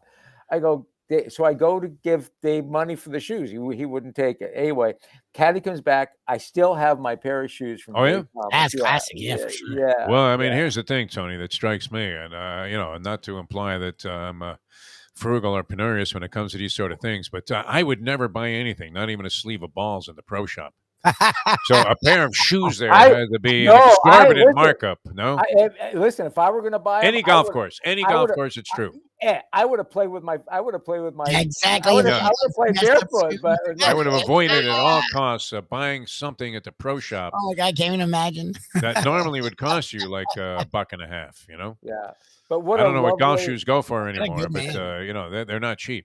What a lovely, lovely man. I mean, that's Good guy. Yeah, I mean, do you still have connections there? I mean, I know he checked out.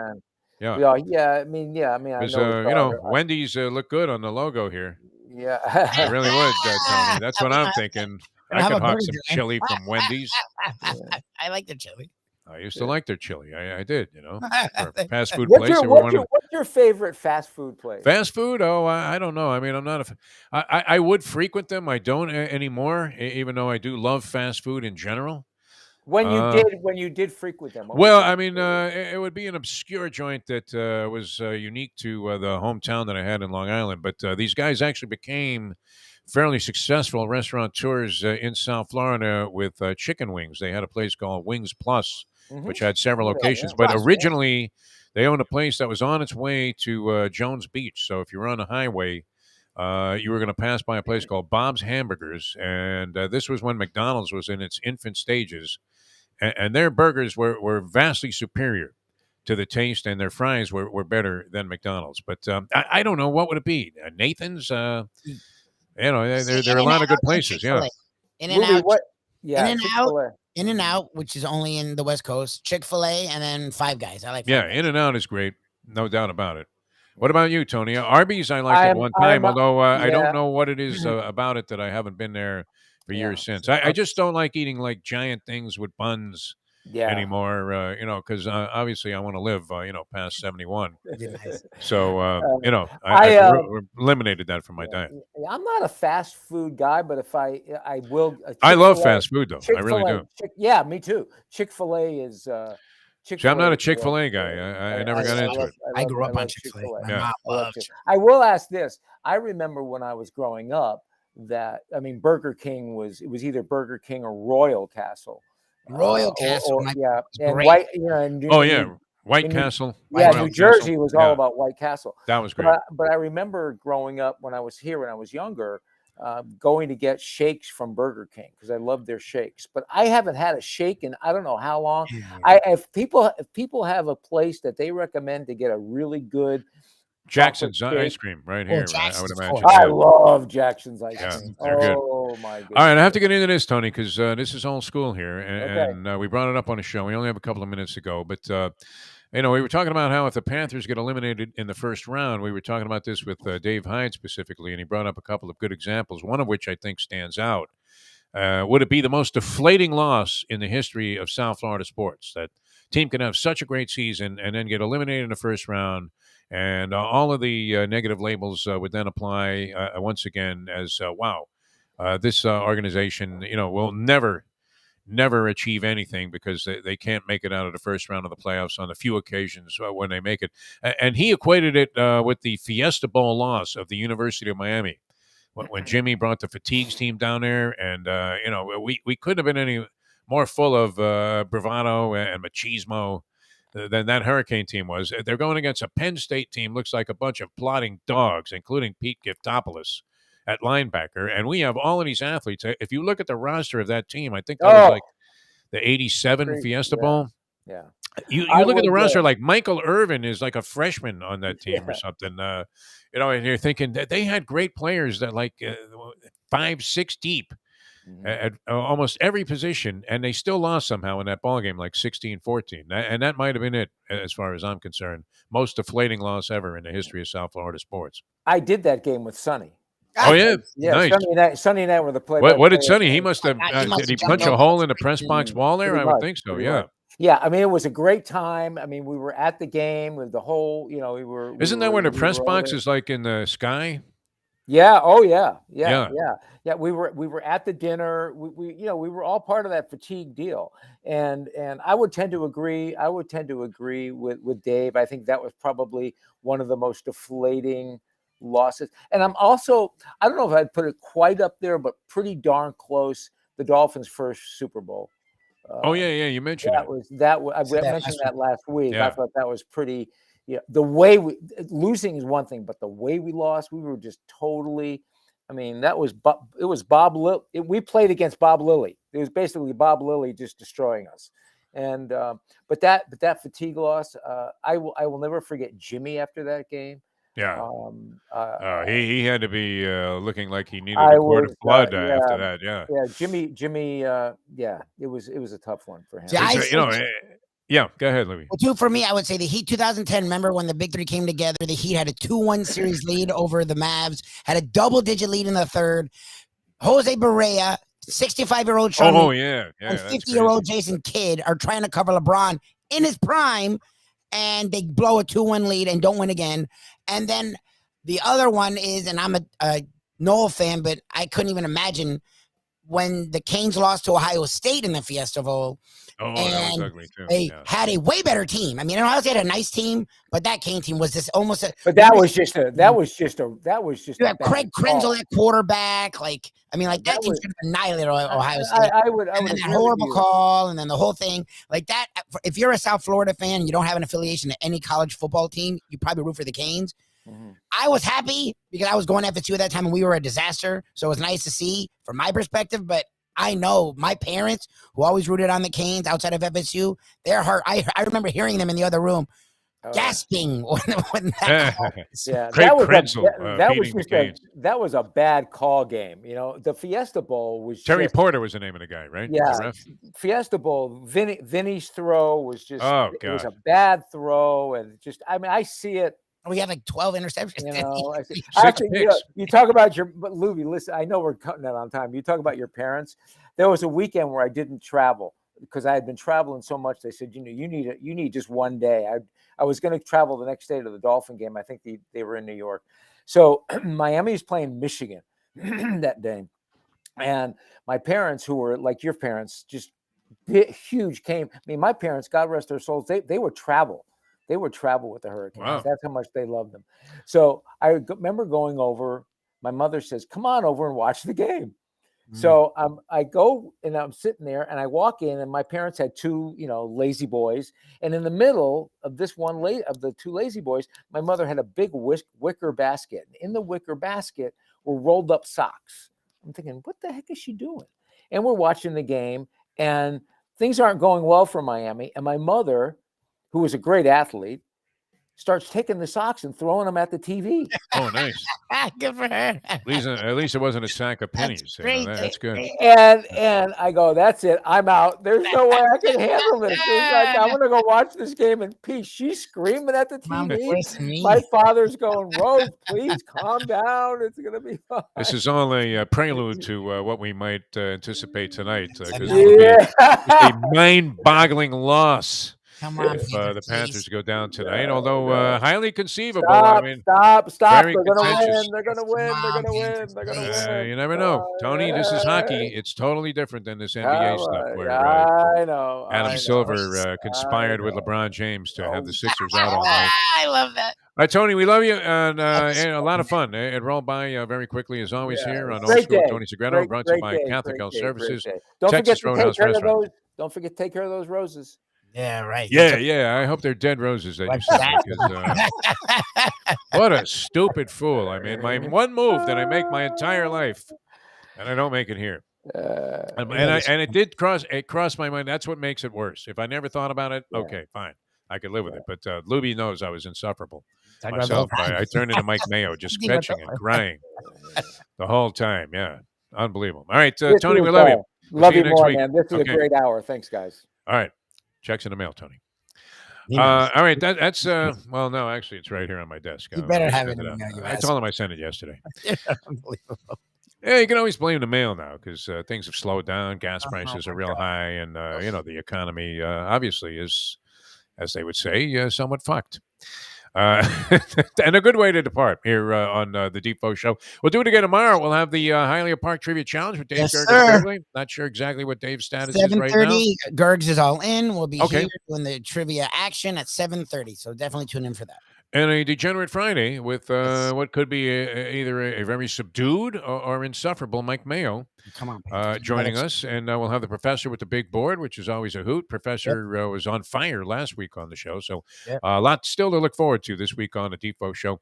And we will see you tomorrow at 7 in the a.m. as we leave you now that. Let's go to eat a damn. Oh, don't forget, if you're on your way to the Keys, Jimmy Johnson's Big Chill, the place to go. It is 9:04. Let's go to eat a damn snack. Look what they done to my show.